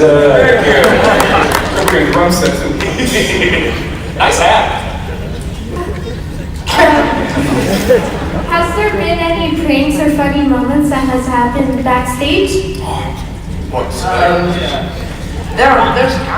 There's countless. There's one. We got the prankster sitting right next to us. So. I guess some of your pranks. I guess the safest one that I can discuss in front of a bunch of people with there was one time we were shooting in the Foster house, which is on a sound stage. It's not a real house. So I saw Asher standing talking to somebody about his props or something like that, and then and there was a table in front of him with a little baby powder. Baby powder. And I go, hey Asher, look, and I squeezed it, and I thought that would just go up in the air, but it went all over his hair, all over his wardrobe, and I just ran. Yeah. That's one of them. Yeah. Go ahead. Hey Zach, remember me from the Sci-Fi Comic-Con, live at Comic-Con? Yes. Yes, I know, don't worry. Don't need coaching, I've done this a couple of times. Yes. I'm just badass. Oh, I'm sorry, what? You cut out. Never mind. Okay. The second question is, in the movie, Second question. what is, are we going to see the 7 Deadly Sins? I feel like that's a question that David F. Sandberg's gonna ask. They play a part in it. I mean, yeah. You're not. You gotta watch the movie, you know what I mean? We don't want to spoil nothing for you, Green Arrow. Another lovely shirt. I was wondering if we're going to get to see Shazam interact with the rest of the DC universe, and if we do, how do you think your characters are going to get along with Justice League? Well, so many questions about what's in the movie. You kind of have to see it to, yeah. Well, but I feel like that's more of like beyond. Yeah, like in the broader universe of everything. I mean, I hope so. I don't know. Nobody at this table has any of that information because that's all way above our pay grade. But I would love for Shazam to be brought into the league. I think that would be incredible, and I think that I would just want to, constantly be like wrestling with Superman and racing Flash and bugging Batman and just staring at Wonder Woman with googly eyes. We're so beautiful! Which is, I'm sure, what these guys would be doing as well. They're not saying it. We're at WonderCon, Jack. Right, okay, so I mean the opportunity of Flashpoint, that exists, but that's not what this is right now. Maybe a sequel or a prequel or something? Or I don't know.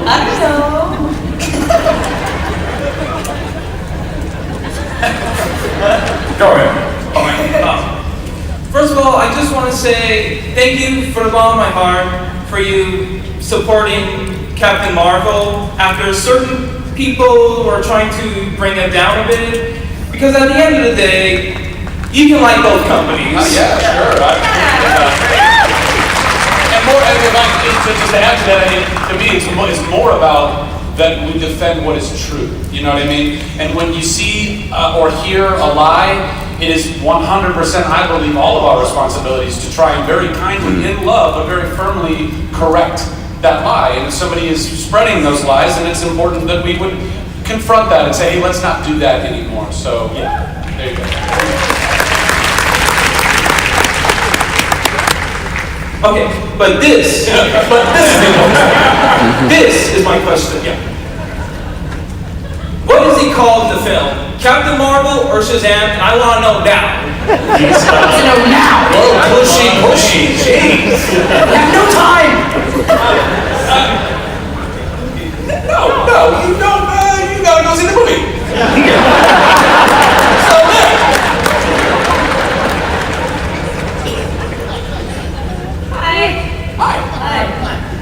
I want to say I've already seen the movie and absolutely loved it. It was one where I wanted to immediately turn around and see it again. So I'm Please seeing it do. as soon as possible. I would recommend it. And my question though is, was there any moment during this that was sort of like a pinch me, I'm dreaming, this is just awesome moment? I think it was that for all of us. For me as a director, getting to make a superhero movie like this with these guys, and I'm sure it was for you guys as well. Jack? I mean, every single moment, I'm still like, these are the moments when I have these epiphanies, like this is happening to me right now, and like, I don't know, like I dreamed about things like this, like as a little kid, as a little 6-year-old on my floor playing with Batman, it's like, I'm gonna be Batman, I can be Batman when I grow up, and also this happened so early in my career, and I don't even, like, it's impossible to comprehend, I don't think it ever, will be. I'm so thankful, I'm so grateful, yeah. I mean, I've been dreaming about this since I was a little kid. I mean, it's wish fulfillment, and as soon as I got the part, oh my god, it was just surreal. And I mean, I was a fan of just these guys. I mean, I looked up to them. I was so excited, and now that I can say I'm a part of the DCU universe, it's insane, and I'm just very blessed and grateful. I'm very happy to be here, and we get to see you guys and meet you guys. And we love you guys, so thanks for coming out. All right. Any interesting moments, Mr. Strong? Interesting moments. I feel like I've finally got the chance to carry on my little evil through line for the DC. It's taken a while, but I never got the chance with Sinestro, but I feel like I have it with Dr. Savannah. So, that was a big mission moment. Super evil. That's right, it's my turn. So yeah, I don't know what David said. I mean, it's all pinch me. I mean, a lot of you guys have maybe seen me at panels before at other conventions and things like that. You know that the various projects that I've been so blessed to be a part of, and all of that leading up to the little kid in me who read comics, wanted to be a superhero, the actor in me who always wanted to actually be truly a bona fide superhero that wasn't just killed by Kate Blanchett in whatever. Like getting to wear the spandex and be the guy, like it's beyond my wildest dreams, and so it's all a massive pinch me moment. Yeah. Thanks. Great question. So first of all, my name is Alex, as you already know. You may have saw me at the Big Bang Theory and even the show. That's right. Sorry, I didn't think Next question for Asher Angel. Can you describe more details about Billy Batson? Can you please give me more details? Thank you.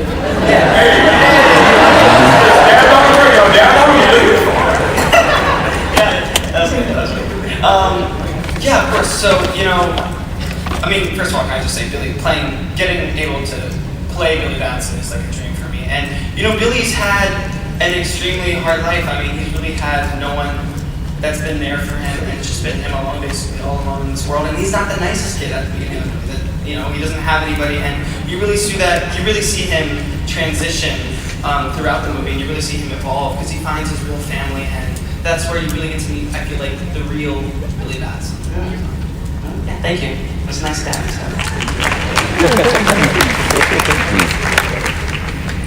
I'm super excited to see Shazam. Yeah. My question is, what's your favorite part of being in this movie? You give me a radar. Living my dreams for real, but flying is pretty dope. Flying is fun. Firing electricity out of my hands, He gets to do it out of his eyes, nearly. That was the best one. Asher? Beating up a bully with a crutch? Beating up a bully with a crutch, that was Jumping off a roof? The rooftop, that was my favorite thing to shoot. I kind of felt like a superhero because Zach gets to do most of the cool stuff, and I kind of got to do a little bit of the groundwork, I guess I can say, so yeah. Jack? Like I was saying earlier, I idolized the DCEU my entire life. and just being a part of it, and also playing a character that I love so much. I love Freddy. I remember I walked out of the screening in Miami after watching it. I was like, I want to play Freddy again. Like, I'm in love with him. I love him so much. After watching him, and I'm just like, I'm playing. In a way, I kind of incorporated a little bit of myself into that. It was so much fun. A little bit? I don't know. I mean, maybe the fact, like the part of Freddy where it's like I don't know everything there is to know about DC Universe. I mean, I obviously did a great deal of research, but I don't know everything there is to know. I don't know Blue Beetle's wife's name. I don't know the little. Anyway, no, I'm just so grateful for all this. I'm just so thankful for all this. What about David? Yeah. What was your part of shooting? And being in a movie? Yeah. Well, my little cameo, I can't really talk about it. No, I mean, just everything, and not just making the movie and like working with these guys, but getting to do all of this awesome. Yeah. Getting to come here and like sign posters and meet all of you guys. I mean, it's just very, very surreal, but awesome.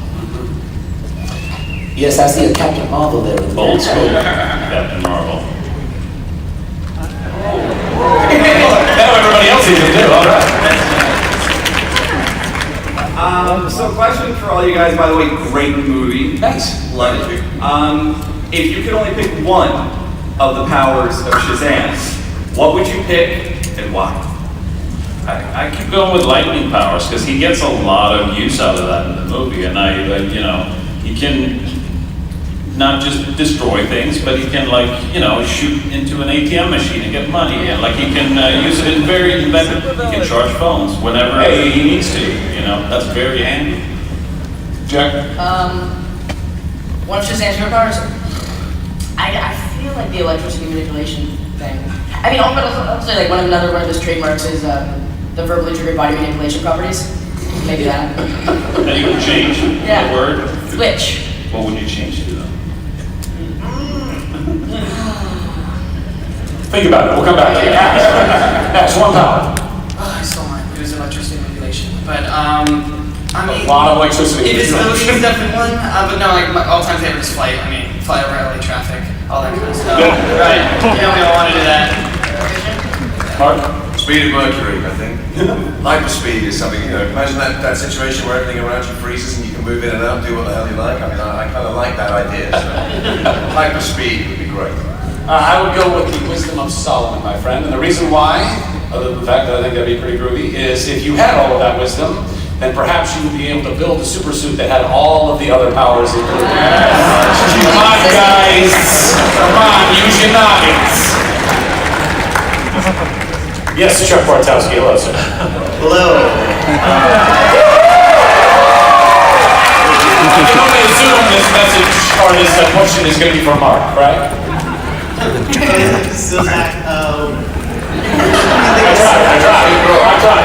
That's why he needs the wisdom. what do you think is easier, playing a superhero or a super spy? Well, I haven't done both. I don't know. I mean, they both have been they were both very challenging in their own rights, and also incredibly rewarding in their own rights. I'll tell you what, and you know this by how easily. By the way, any Chuck cosplayers out there, you are welcome for the easiest cosplay you have ever gotten in your entire life. That, my friend, was a far more comfortable suit than the one that I wore that is spandex onto my body. I could actually go to the bathroom wearing those pants, you know what I mean? So there's different challenges involved, but I'm just beyond grateful that I got to do that. I love the fact that 12 years ago, when I went to the first convention promoting Chuck in San Diego, that, literally 12 of those in a row, I went from being a nerdy big box store working down on his luck guy to being, a bona fide superhero. And so many of you guys have been along with me on that journey, which just literally means the world. Chuck would be losing his shit right now if he got through Shazam. Thanks for the question. Hi, I got a question for David.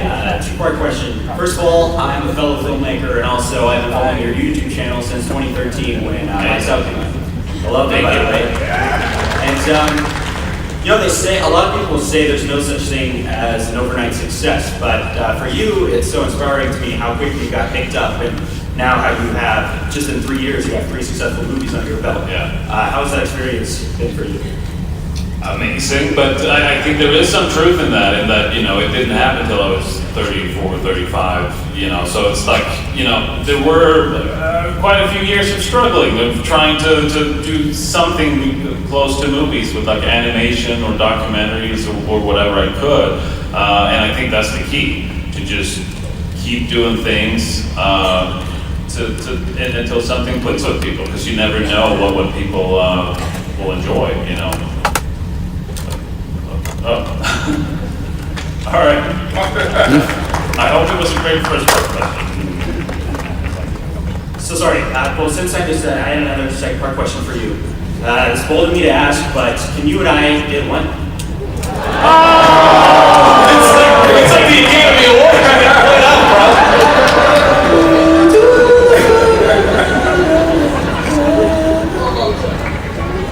We'll get lunch, bro. We'll get tacos. Sir, would you like to get lunch with David Epstein? Do scare me because I am also a director and I have a director question, so. Executive dinner this time. Yeah. First of all, Mark Strong, you deserve to play more heroes. Well, I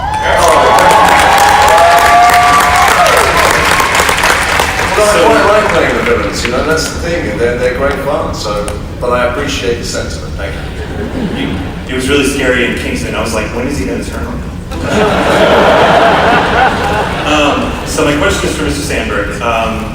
You went from all these great little horror shorts, including Lights Out, which was really inspiring, really, really creepy, to Shazam, which is very, very different. How did you get in that room? How did that pitch go? To be honest, it was actually the studio that called me. I was finishing up Annabelle creation. They were really happy. They called me up and said, "Hey, would you be interested in directing Shazam?" And I was like, you know, in my head, I was like, well, I don't know why they're asking me, but I wasn't going to ask them, because then they might be like, oh, yeah, why are we calling this guy? Why not? You know? No, so they came to me, I mean, and I'm eternally grateful for that they saw that in me. You know, it was just a dream to do something where I got to incorporate so much from movies that I loved, you know, growing up, because I'm a big horror fan, but I love early, like, you know, the movies I grew up with, like, yeah, Goonies, Gremlins, Ghostbusters, early Amblin stuff, and be able to do something that incorporates all that, like, humor and heart, and, you know, even a little bit of horror, so, yeah, I've been very lucky, yeah.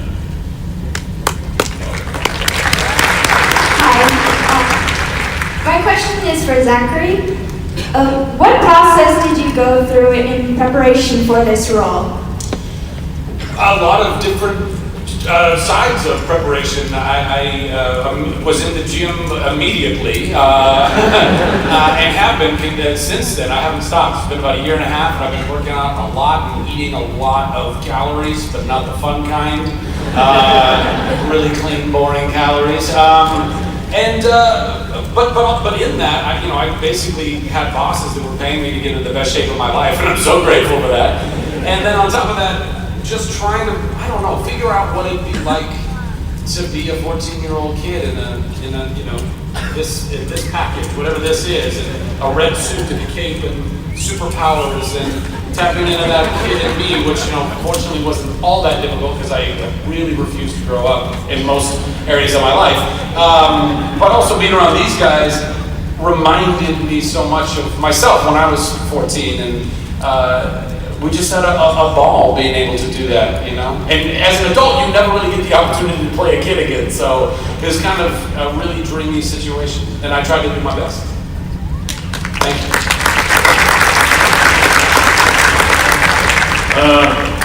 Hey Zachary. Hi. First of all, I want to say it's just shocking to be talking to you. Second off, are you okay? Yeah. Just checking. I think the DC universe has been pretty arguably dark up till this point. Shazam seems like a more humorous take on things. Do you know if for the future of the DC universe, if that's where it's headed, a more humorous take? And if so, how does it feel to be a part of that? I think that what we have been able to do, hopefully, is what any filmmaker and group of people who are collaborating on a film are aiming to do, which is do right by your story, your corner of, most movies aren't attached to a universe, so that's a whole other kind of situation, and all of that, like I said earlier, is way above my pay grade, but I have every faith in our bosses at Warner Brothers and at New Line and at DC. I know that they have been empowering filmmakers like David F. Sandberg and James Wan to go and start breathing life into these franchises and doing right by the franchise, first and foremost. And fortunately, what we got was a story about a 14-year-old kid who gets the superpower to say this word and become, the super version of himself. That is inherently going to come with more comedy, more heart, more family tie, because we go right from Jeff Johns' New 52. I mean, we pull a lot from that. So it's already in the DNA to be that. And I hope that we're just complementing all of the other incredible films that have come before us, that we have, by the way, built on their prestige and their lineage. We are definitely perhaps more funny. There's more comedy perhaps in it, but I think one of the other cool things we have is that, in the same way like Deadpool is kind of like on this side of the Marvel Universe, like looking at it from a different angle, I feel like we get this opportunity as Shazam to be in the universe, but also kind of comment on it in a way that, Freddy is a massive, true fan of all of these characters that in our world are all fictitious, but in our world, they're real. Like all of those movies were documentaries, Metropolis really got brought down to rubble. And he's aware of all this stuff, and he talks about all that stuff, and we get to also just like having a slightly different take on the genre in general because of the heart that beats at the center of the movie. So all that's an honor, I think, and an honor that we get to do that in the DC universe as well. Cheers.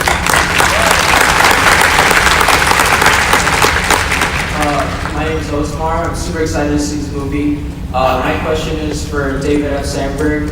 I'd like to know, since there's rumors of a Suicide Squad sequel being canceled, did that change any plans of bringing Black Adam into the DCU?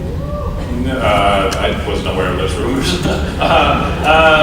No, where are you finding these rumors, guys? Probably the internet.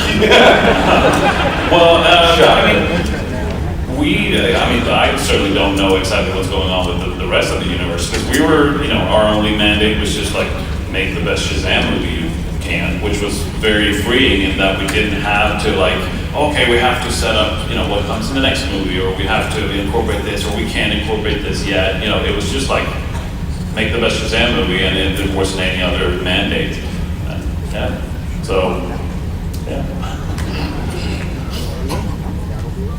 Got one more. Better be good. This better be real good. Hey, I've been watching Nerdy 2 for years, so I've seen you probably have better questions than any of us. But I've already seen the movie, so most of my questions I can't ask. But I don't want to spoil it. You guys did such a good job of not spoiling the best stuff in the movie. But my question is this: I was really impressed with how consistent Billy was between Zachary's performance and Asher's performance, and I was wondering, did you guys do anything specific to make sure that was so consistent? So Billy still felt like Billy, whether he was Shazam or whether he was still a kid. Yeah, I mean, we really just got to know each other. I feel like we didn't have a lot of time to get to know each other and figure this whole thing out. Well, in fairness, he was being a superstar on a Disney show. It was better than it is. But no, we sat down with David. We went over the script, but.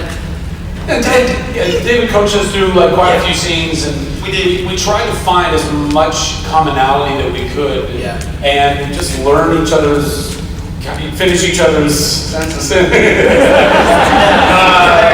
and that was very, very helpful when you're able to at least have a little bit of time to be able to build that. And then we had even discussed, David and I had even discussed, is there a tick or something that we try to, Billy rubs his right ear or something like that. But I think ultimately we didn't go with any of them because we didn't want to make that, hang it all on that. And then it was see what they're doing? They're trying to tell us that they're the same person.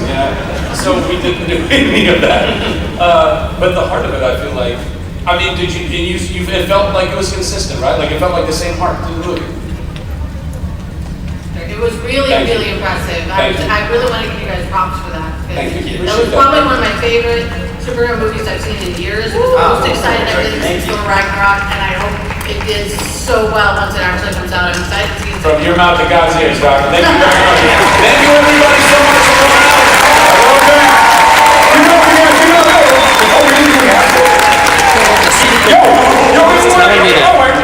We got something. Sorry, I'm out of jumping gun, guys. Everything they asked. Zachary's hungry.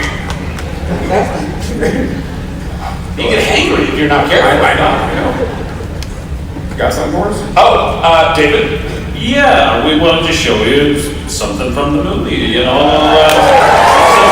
Shazam action and just some cool clips from the movie, so you get a little more of a taste. You guys ready to see that? That's after that, you're ready.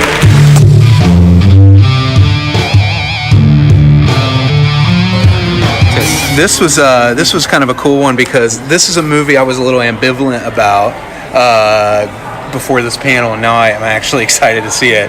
But they did a Child's Play panel here with director Lars Klevberg. The producers were there, David Katzenberg, Seth Grahame-Smith. They've had some really big success lately with It, and I'm sure Chapter 2 is going to be huge. Tyler Burton Smith was there. He's the screenwriter. Gabriel Bateman, who plays Andy, the boy who gets the Chucky doll. And Aubrey Plaza was also there. Now, Aubrey Plaza I did not expect to see here. That was a really great surprise because she, Parks and Recs fan, gives great face. And she was exactly how I thought she'd be. Yeah, she was exactly like the character from Parks and Recs. So it just shows you how much they just let those people just be themselves and do their own thing and probably improvise a lot on that show. That's one of the things I was excited about this panel too. This is the only panel you'll hear that we recorded where I left the audio of the actual sizzle reel in, because part of the sizzle reel is the news of who's going to voice Chucky, and it was a big surprise. Even to the actors. The actors didn't know. Obviously, so the audience didn't know. And the way they did it was really cool. I don't want to spoil it. I want you to hear it if you haven't been spoiled already, because I'm sure everybody's talking about it who's in the horror community already. But if you haven't been spoiled on who's voicing him, listen to this audio because it's really neat. I think a highlight for me was like seeing Aubrey Plaza interact with the actor Gabriel Bateman. Yeah, Gabriel Bateman. That kid he has to be some sort of off the charts genius, right? Yeah. He spoke like an adult, but still childlike. Yeah, it was like really interesting. 2 other horror movies he's been in. Do you know what those are? Yeah, he was in Lights Out, and he also he did I know he did a music video for I think is it Wolfie's Just Fine? Is that the name of the band? That's an awesome music video. If you haven't seen it, that is. The whole concept of the video is it's like a kid's first time seeing a horror film, and he falls in love with the girl in it. But it's Friday the 13th part 5, I think, that they were doing a play on, and they actually recreated the whole sequence from the movie so they could make it part of the video where he's watching it. It's fantastic. It is a great video. It's a great song too. It is a great song. Yeah. So this actor, and it's funny because when you'll hear in this, when they ask all the casts and the crews opinions of horror films, like I don't know if he realizes even that he's becoming like a recognizable face to horror fans because of all these projects he's been in. So we might see him in 20 years at a convention signing 8x10s or something. Yeah, if he doesn't cure cancer before then or something. You never know. Because I was a sharp kid. Yeah. Also, there's a moment in here that there's a laugh that you might not know what that laugh is about, but it's because Aubrey Plaza does the biggest eye roll on the panel. Well, she looks like she's rolling her eyes at all times anyway. Yeah, she does. She does. But I forget, there was after they were talking about another movie. They were talking about It. Oh, that was great. And you can see her on it doing an eye roll. So the guy's asking what everybody's laughing about. Yeah. He couldn't see her do it either, but now you know. Other things you might hear on this that I apologize for is this guy came along and sat next to me, and he was did you hear him? No. Oh, he was super gross. He kept picking his nose. You can hear that? That's Well, wet. he kept sneezing on me. This is exclusive right here. Yeah. You can only hear this guy on this I podcast. told Freddie we might just pick up some new listeners that like ASMR. Right, yeah. Really gross ASMR, but It was difficult too because he also talked to himself. So you'll hear him on this recording saying like, "Oh yes," and stuff. You know, he's alone and he's talking. You know, if you've been to panels, there's eventually you will run into this same guy, this archetype of a convention goer. You might be who that does this. person. You might be him, which normally I don't mind it so much, but there was a lot of personal space violation, and it also turned up on the recording. And then the other thing is they were handing out posters, so that was neat, but they seemed to have a whole lot of extra. And when they got to them, and they kept trying to hand them back to our row, he just had like a shutdown moment every time they got near him, where they'd hand him like the rolls, and he would just be like, I don't know, like I was just giving to the next person, just pass him, take one down, pass it around. But he was just like, I don't know what to do. That was a new thing for him. Yeah, and I was like, oh man, this guy's. It's baby's day out. You know, but you know, it's just because he sneezed on me a lot. I was a little irritated. So there you go. I hope he enjoyed the panel. I hope you do too. It sounds like he did. Yeah, he does. You'll hear how his enthusiastic response to things. Anything that you guys want to add about Child's Play? I think just they have good chemistry. It's my favorite as far as just entertaining panel. Yeah. Between the people on the panels was a good one. Yeah, I love that crew and just the I love that Graham. Is it Graham Seth Green? Yeah. Or No, Grahame-Smith Seth. Grahame-Smith. There you go. Grahame-Smith. Okay. What? Yeah. What's wrong? See, we're all tired. Again, we still haven't really slept. So this is all jibber jabber. This isn't the news, baby. We're just telling you what we like. So enjoy the Child's Play panel.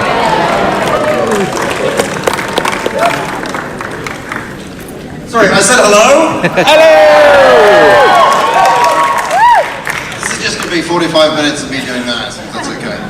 No, my name is Clark Collis. I'm a senior writer at Entertainment Weekly magazine, and it is my huge pleasure to be here moderating the panel for Child's Play. I don't want to say why, but I have never felt more confident that an audience is going to be leaving talking about what they've seen and heard today. So what's going to happen? Well, first of all, thank you so much, everybody, for coming here. What's going to happen is I'm going to bring up the cast and the creators of the film, and then we're going to watch a sizzle reel, which hasn't been seen anywhere else. It's gonna have a bit of news in it as well. I don't want to say too much, but like I said, it's pretty exciting. And then I'm going to ask the cast and creators some questions. So without further ado, please put your hands together for writer Tyler Burton-Smith.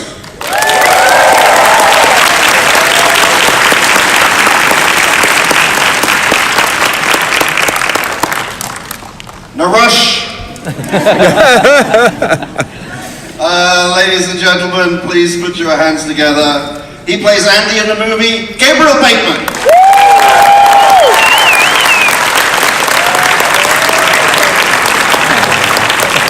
I love this kid. And again, please put your hands together. She plays Karen, Aubrey Plaza.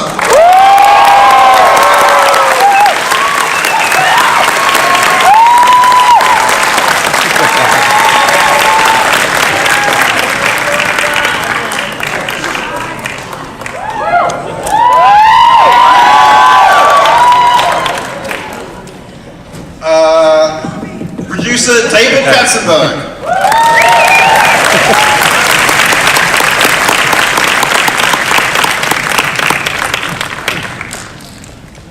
And producer Seth Grahame-Smith.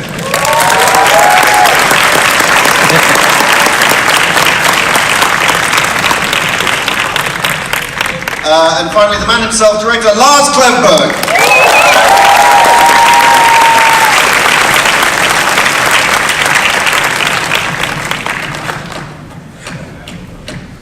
That's what we've got time for. No, so having gathered these fine folks up on stage, I'm now going to be asking them to just sit in silence for a couple of minutes because we do have a sizzle reel to show you, and I think after the sizzle reel, we'll chat about the sizzle reel after the sizzle reel.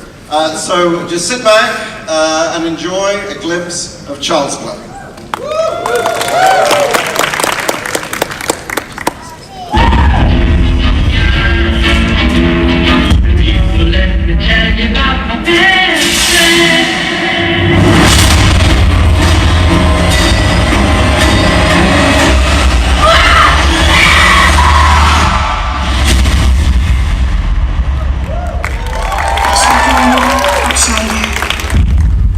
Mom, I think Chucky did something to her.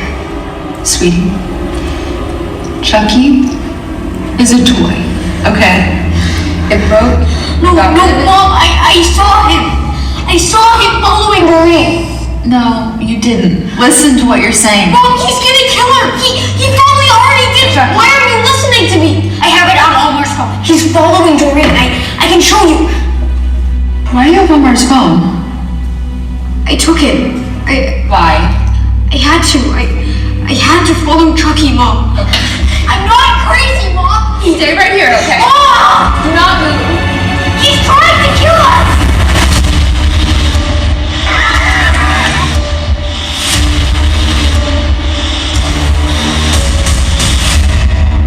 You know something.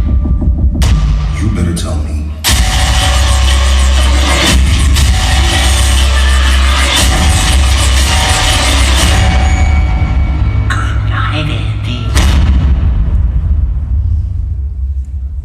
Hello, WonderCon. It's Mark. Chucky, the new Child's Play. You're looking at him. He's such an iconic character. He presented in a way you've never seen him before. Child's Play this summer. We're gonna have some fun. And remember, he's more than just a toy. He's your best friend.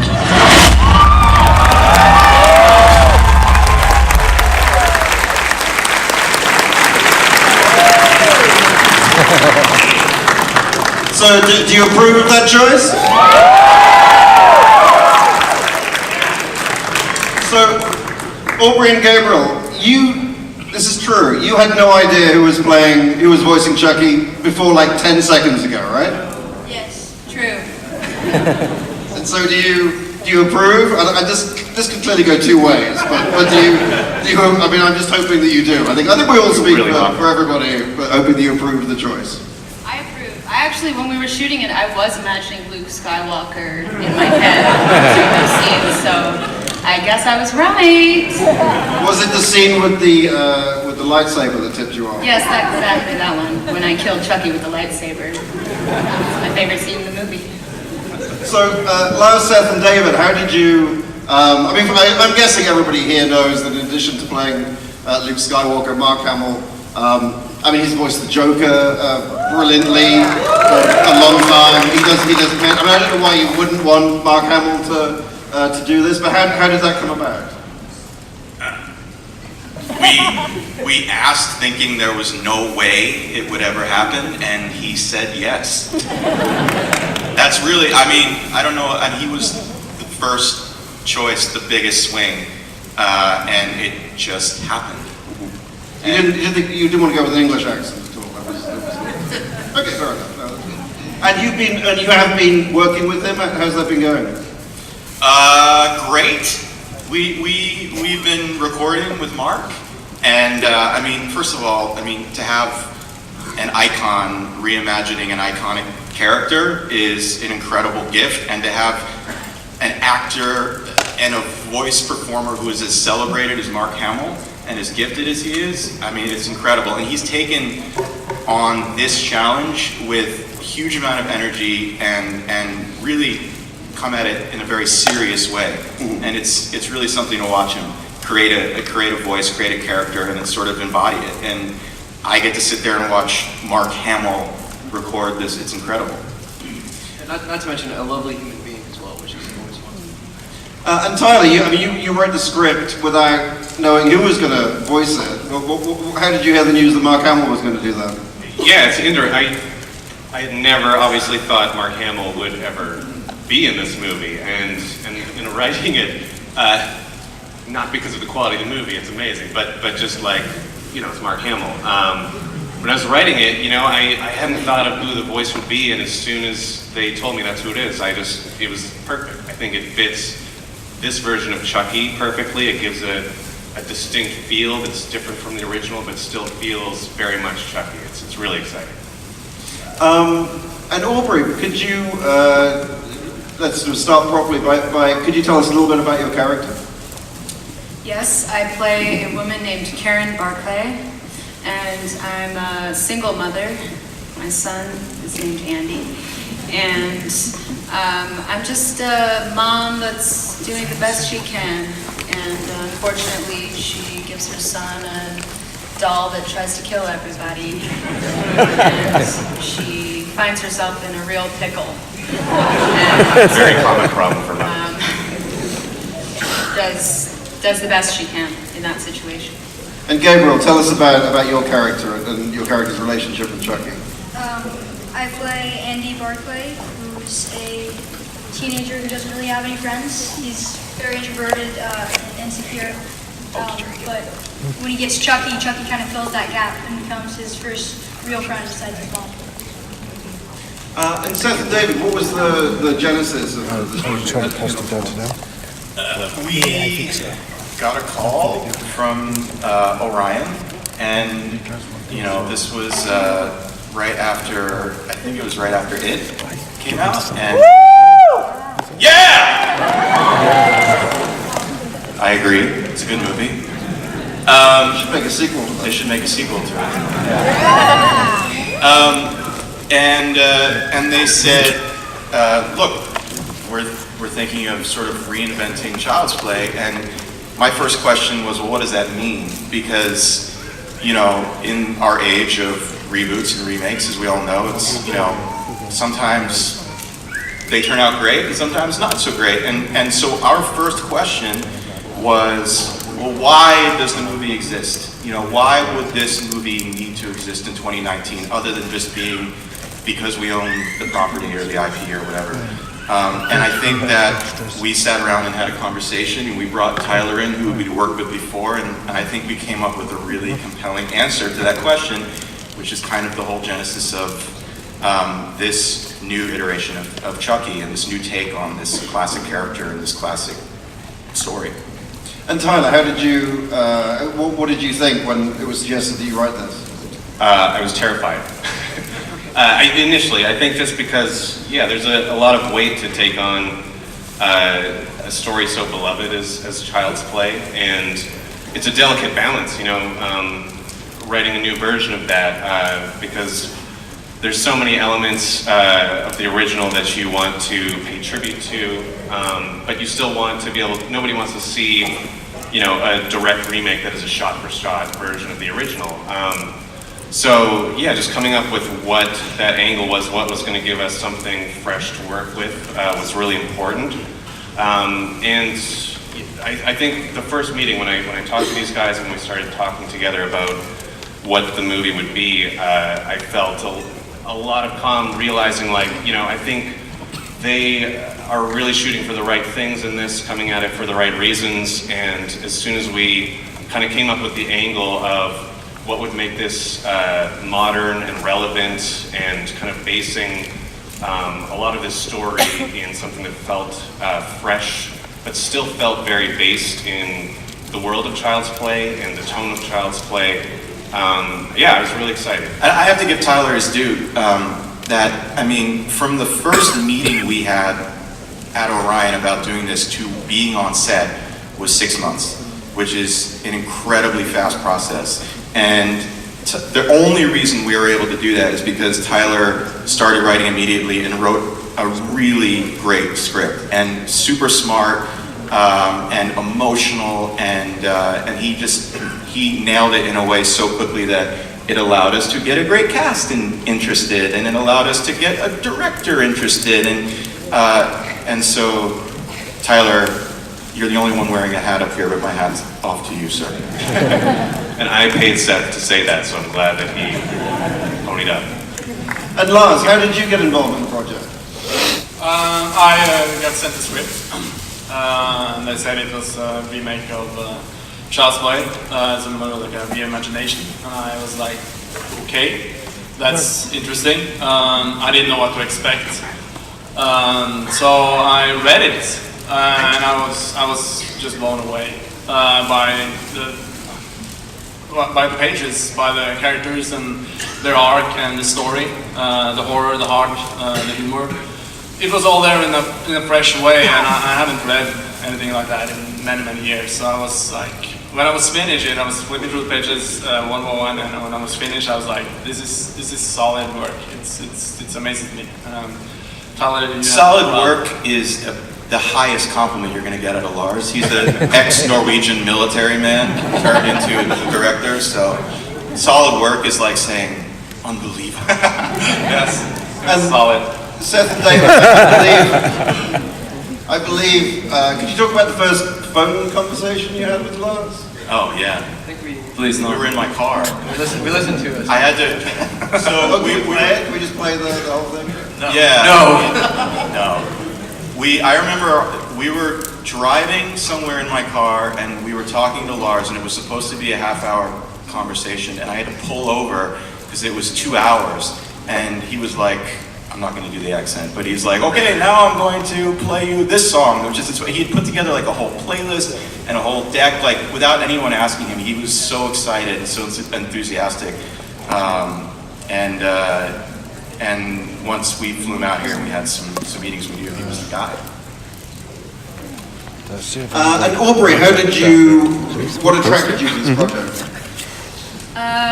Well, the script, I think I was very surprised by it because, like Seth said earlier, I'm skeptical of reboots and remakes, and I don't, think things necessarily need to be remade. But I was very surprised by the reimagining of what Chucky could be, and in the world of today. And I actually really, I liked the message of it. I like this version of Chucky where kind of technology becomes the villain. That's something that I can get behind. And character-wise, it's just a very different part for me. I've never played a mom, so it's my first mom role, so yay me.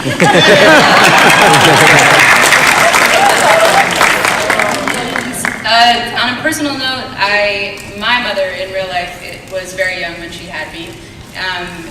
In fact, I think my mom and I are the same age difference that Gabriel and I are, or no, that Andy and Karen were in the script. So I really related to that dynamic of kind of having a super young mom, and there was just a lot of stuff that kind of made sense to me, and I just thought, well, that will be an interesting journey to go on. And Gabriel, I mean, you've already appeared in a long list of projects. Did you audition? What was the audition process like for you? Yeah, I did audition, and I auditioned, and then I met Lars, which normally you don't meet the director on the second time. But did you say you gave a solid audition? Was that? It's pretty solid.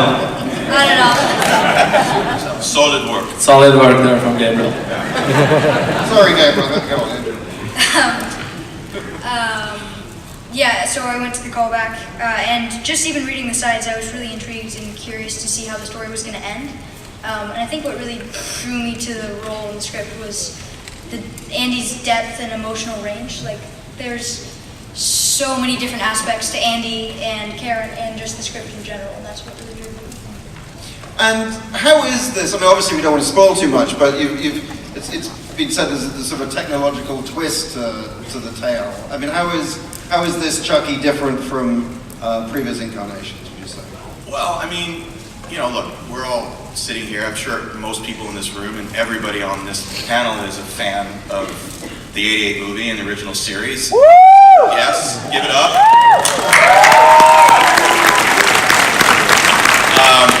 I mean, that was a seminal movie for me as a kid and a horror fan, and that movie opens with a murderer named Charles Lee Ray taking his soul and putting it into a Cabbage Patchy type of good guy doll via a voodoo curse. And that was incredible for that movie, and that was the first instance of us going, well, how could we do this differently than just doing that same thing over again? And it seemed like an opportunity for us and for Tyler to talk about some things that are going on in 2019 that weren't even on the radar in 1988, like the fact that your home is always watching you and everything in your home is connected, and what happens when your Alexa decides to kill you. And I truly believe that, and that's the way that we approach thinking about, well, what would the company be that made this doll? And what would they be trying to do? And thinking about making a extremely capable, extremely smart, extremely connected child companion seems like something we're 5 years away tops from in the real world. And there are a few shots of the doll in the movie, I won't spoil, that they're very close to kids and little kids, and just, it's creepy to think about, this is actually gonna happen. Like, kids are gonna have these toys that they're gonna be left alone with. And what happens if all of the things that are supposed to go right go wrong? And that was really the genesis of thinking about a new iteration, really, of Chucky. I mean, this is not, we're not remaking Charles Lee Ray's Chucky. We're birthing a new version of the character. And could you talk about we've seen glimpses of the new Chucky. It looks both familiar and different from what we've seen before. Right. Could you talk about the development of the look of the doll? Yeah, so that was one of the first contests we kind of had to jump on after signing off, and when I read the script, it was to find the look of the doll, and it's it was a pretty daunting task, and it's for me personally, being the director on this movie, it basically came from the script, the story, like how they portrayed Chucky in it, his arc, and the development of that doll and how it looks and how he acts and behaves kind of came directly from that. It all made sense. It wasn't anything you kind of have to figure out or just do something new and crazy. It was all tied into the story. So this is a very pleasant task to do. The other thing too that Lars insisted on right away, like that we were excited about, is that he wanted to do as much animatronic, practical doll as possible. We didn't want this to be a CGI craptacular Chucky. First of all, we couldn't afford it. But second,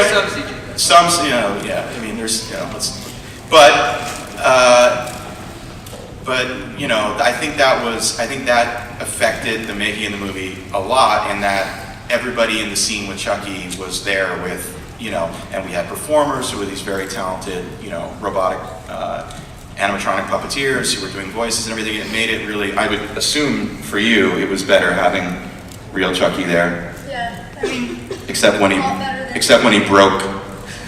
a lot better than just like a piece of tape. Yeah, there was that one time where he was like rubbing my thigh.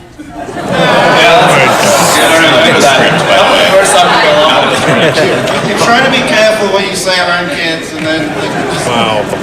That was Chucky. That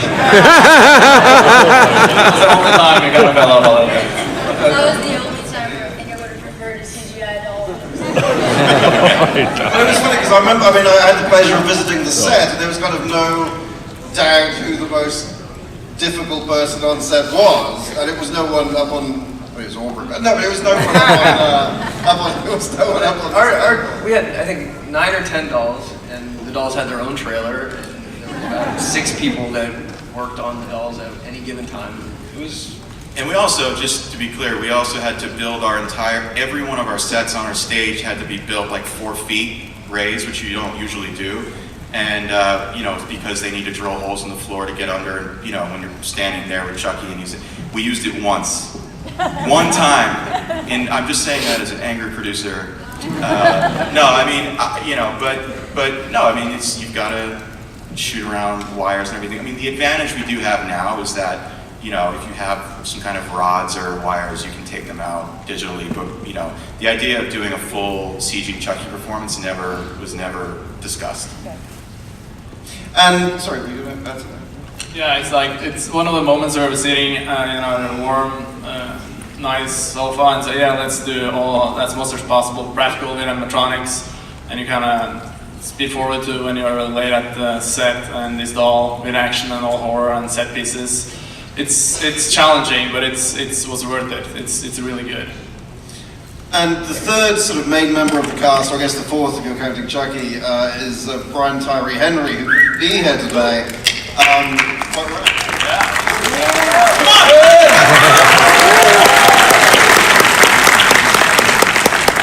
I got no questions, I just know that he would take a round of applause because that's all. No, could you talk about his role in the film a little? Does anyone want to talk about Brian's role? Sure. Well, he plays the detective, a play on the detective from the original film, but his character is quite different from the original. He has an emotional connection with Andy in this film, and a connection with Karen as well, and without revealing too much, yeah, it's a different play on a similar kind of role to the first. He's kind of dealing with a lot of the mystery of what's happening, what Chucky's up to, but still has he's very emotionally linked to the core of the film, to the core relationships, which I think is what really builds his character in an interesting way. And Tyler, there's also more of in addition to Andy, there's kind of another posse there's like a posse of other kids, right? Can you talk about that a little? Yeah, I mean, there's a little crew of kids that he hangs out with in this film. Definitely, that's a part of it. You know, there's a kind of fun element of the other kids that live in the building as well. But definitely, I think, you know, the core relationship in this film, for me at least, as a writer, was always the relationship between Andy and Chucky. And I think that was something that I was really drawn to in the original film. Just this idea that these two characters are linked together in a really interesting way. There's this cat and mouse element in these kind of games of psychological terror that are played that are really unique to the original Child's Play film. And that was important for me, I think, to give that a lot of focus in this film, to make Andy a really nuanced character who has a relationship that isn't linked for the same reasons as the original Child's Play, but there is still a very specific link between these two characters, and kind of an evolution in their relationship as the movie goes on that hopefully is interesting too. Yeah, and I also think by making him older than Andy in the '88 movie, I mean, he's 13 in this movie, and he's left alone a lot as a result of that, and he has to deal with a lot of this stuff by himself or with these kids that live in, and so, you know, they're sort of on their own, especially when things get really crazy, and I think that just sort of, for me, that created more tension around Andy's relationship with Chucky, because, you know, he's dealing with so much of this alone. Yes. Thank you. Gabriel, what was it like? I mean, your character has this, you know, relationship with a doll, which presumably starts one way and ends another way. What was it like, sort of acting with? I mean, you know, with a doll, I guess. I don't know how much I can say, but like I said earlier, Chucky's kind of his first friend, so he has a really strong emotional attachment. But it wasn't actually that hard because they had someone reading for Chucky on set, so it was mostly just between him and me rather than me and the doll. But yeah, Andy he has a very strong emotional attachment to Chucky. It's almost like Chucky's his child in a way. So you see that come to play, and it really puts a strain on Andy as he has to do certain things. And in the first trailer, I don't know how much of this you can talk about, but we saw something of the sort of background of the company that produces Chucky, and is it Tim Matheson is the president of the company? Can you talk about that at all? Yeah, I mean, when we were thinking about what this doll would do and be marketed as and look like, we thought, well, what would be the company that would make one of these? And we look at our own world and we see, well, who's going to make this doll? It's either going to be Google, Amazon, Apple, one of these gigantic tech companies is sooner or later going to make a companion, an AI, smart deep learning companion.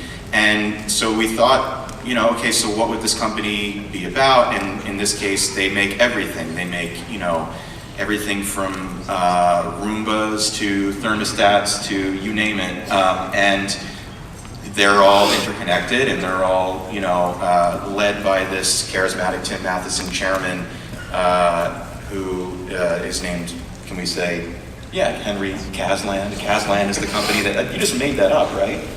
What's that? Did you make it up? What, the name? The name. Yeah, okay, I was just checking. I don't know if there's, hopefully there's not a real Kaslan. He's a writer, he could probably... Yeah.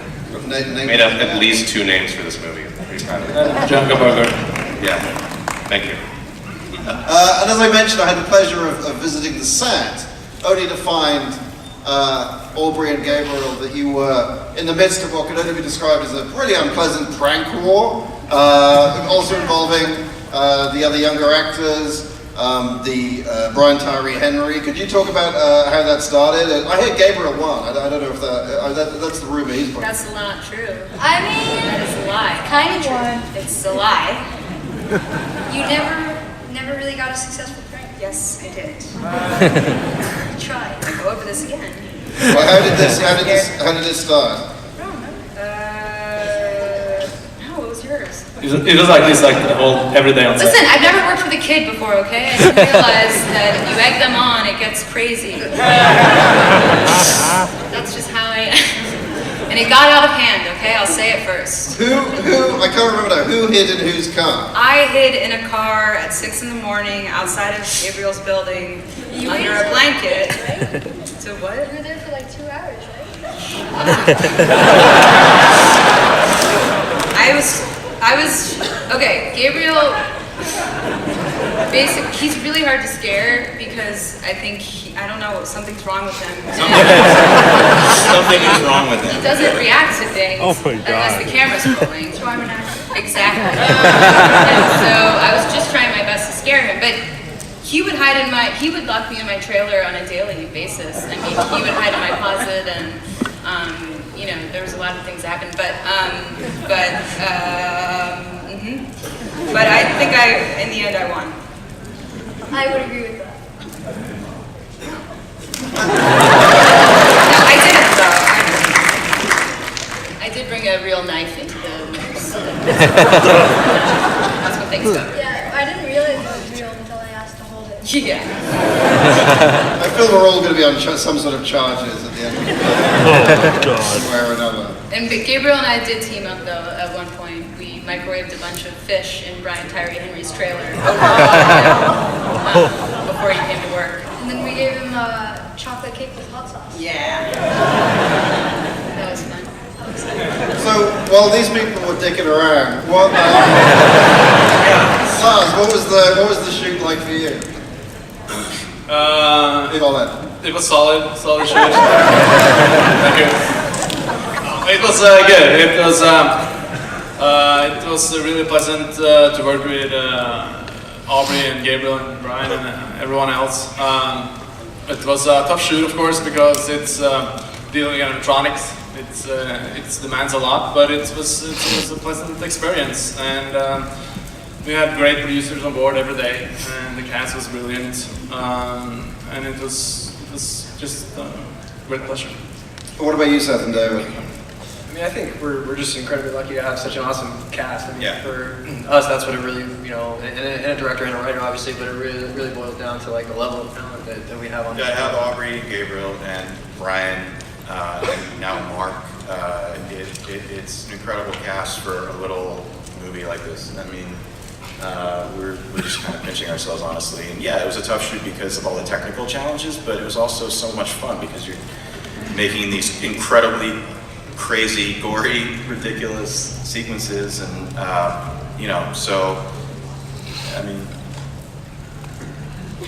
I can't finish that thought. I don't know. And did you? I mean, you mentioned that you know, it took 7 years to put together, and this came together in 6 months. How often in those 6 months during the shoot did you wish you had 7 years instead? We still wish we had another 7 years. This will be in theaters in from a year and a half from inception, which is pretty crazy. And you like our movie better, right?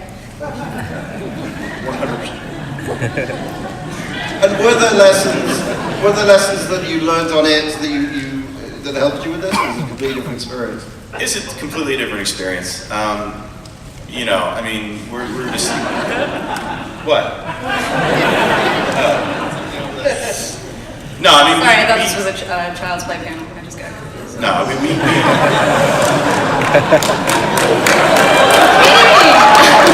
Talk about it. It's a great movie. It was a different experience. Thank you. Aubrey's upset.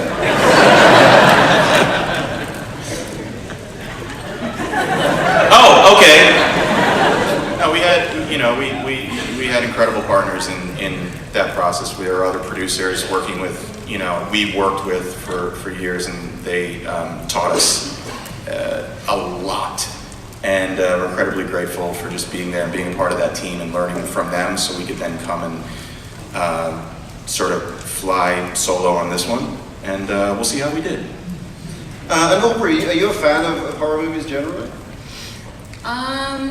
I would say not really, no. But I don't mind them. Like if someone makes me go see one, I'll go. But it's not something that I generally seek out. What about you, Gabriel? Because this is like your third horror movie, I think. Are you allowed to see these films? Are you counting Benji? It's a Benji joke, guys. I don't know. I would agree with Aubrey. I don't really have a favorite genre of film, but I would say I watch horror probably least. But yeah, I mean, I've seen, I think, all of the films, horror-wise. What about you, Tyler? What's your horror background? I hate horror films. Wow, ringing endorsement. Everybody up here, not a horror fan. Come see our horror movie. I thought this was a drama. Okay. It's a period drama. That's how I always pictured this one. No, I grew up on horror films. I saw Child's Play way too early and didn't see it for a very long time because I was terrified and kind of blanked out most of it in my head.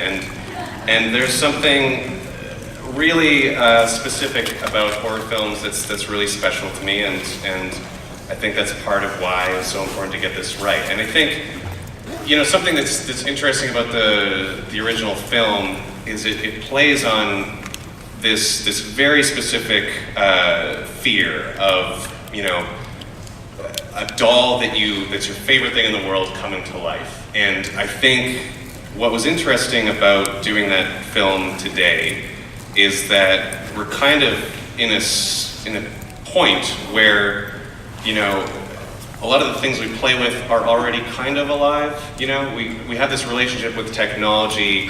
A lot of the devices that we own are intelligent and smart and learn, and so I think there's an interesting modern play on that same theme. You know, of the original Child's Play that feels relevant in the horror genre now. So I think that's exciting. And what about you, Lars? Because you were a fan of the original film, correct? Yes. Like horror movies in general? Or both. Did you watch horror movies growing up? Yes, of course. I'm a huge horror fan. I'm a big fan of the original one.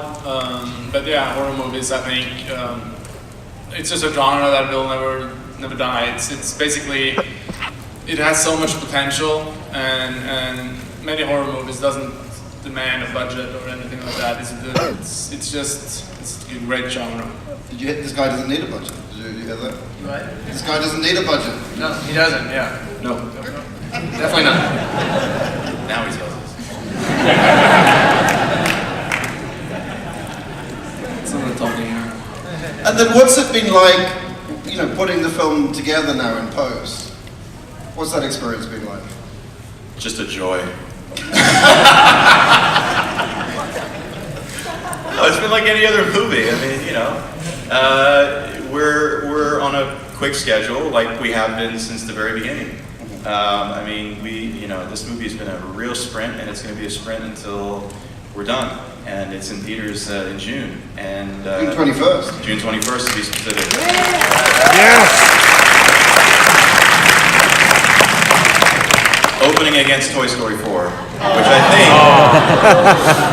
is the most hilarious,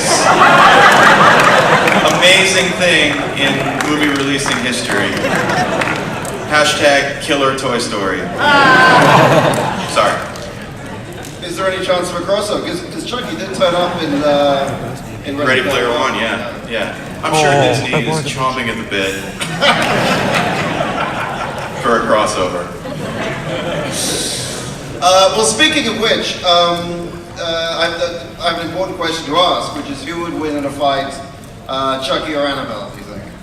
Chucky! I mean, not even close. Chucky would kill Annabelle. Can you kill Annabelle? Chucky can, that's right! Yes, Chucky God can. bless you, sir. You know what you're talking about. Aubrey, what do you think? Who's Annabelle? Is she a character or who plays her? What actress? Another part I didn't get. That's a good question. Mark Hamill.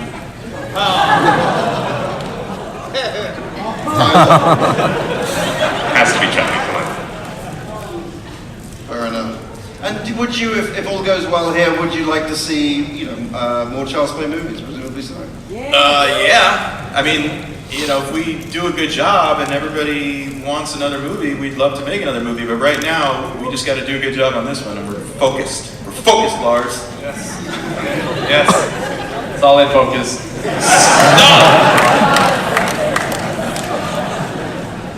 Well, we're going to have to go in a second, but what's the, I'll ask you all one question. What's the biggest reason why people should come and see Child's Play on June 21st? Lars? Other than Aubrey Plaza!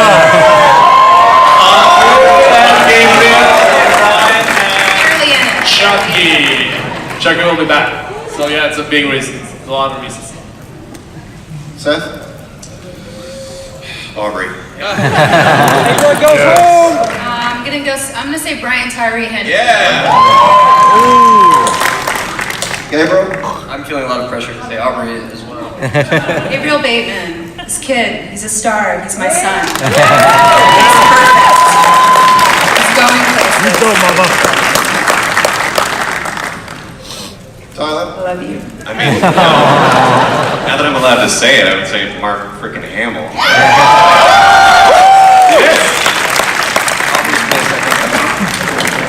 Well, that seems like a good place to start, and given that's the way we started. Folks, thank you so much, everybody here, for coming to the Child's Play panel. Thank you, Aubrey Carter, Gabriel Bateman, Burton, Lars Klevberg, Seth Grahame-Smith, David Katzenberg. This is a really fun way to end the day and the show.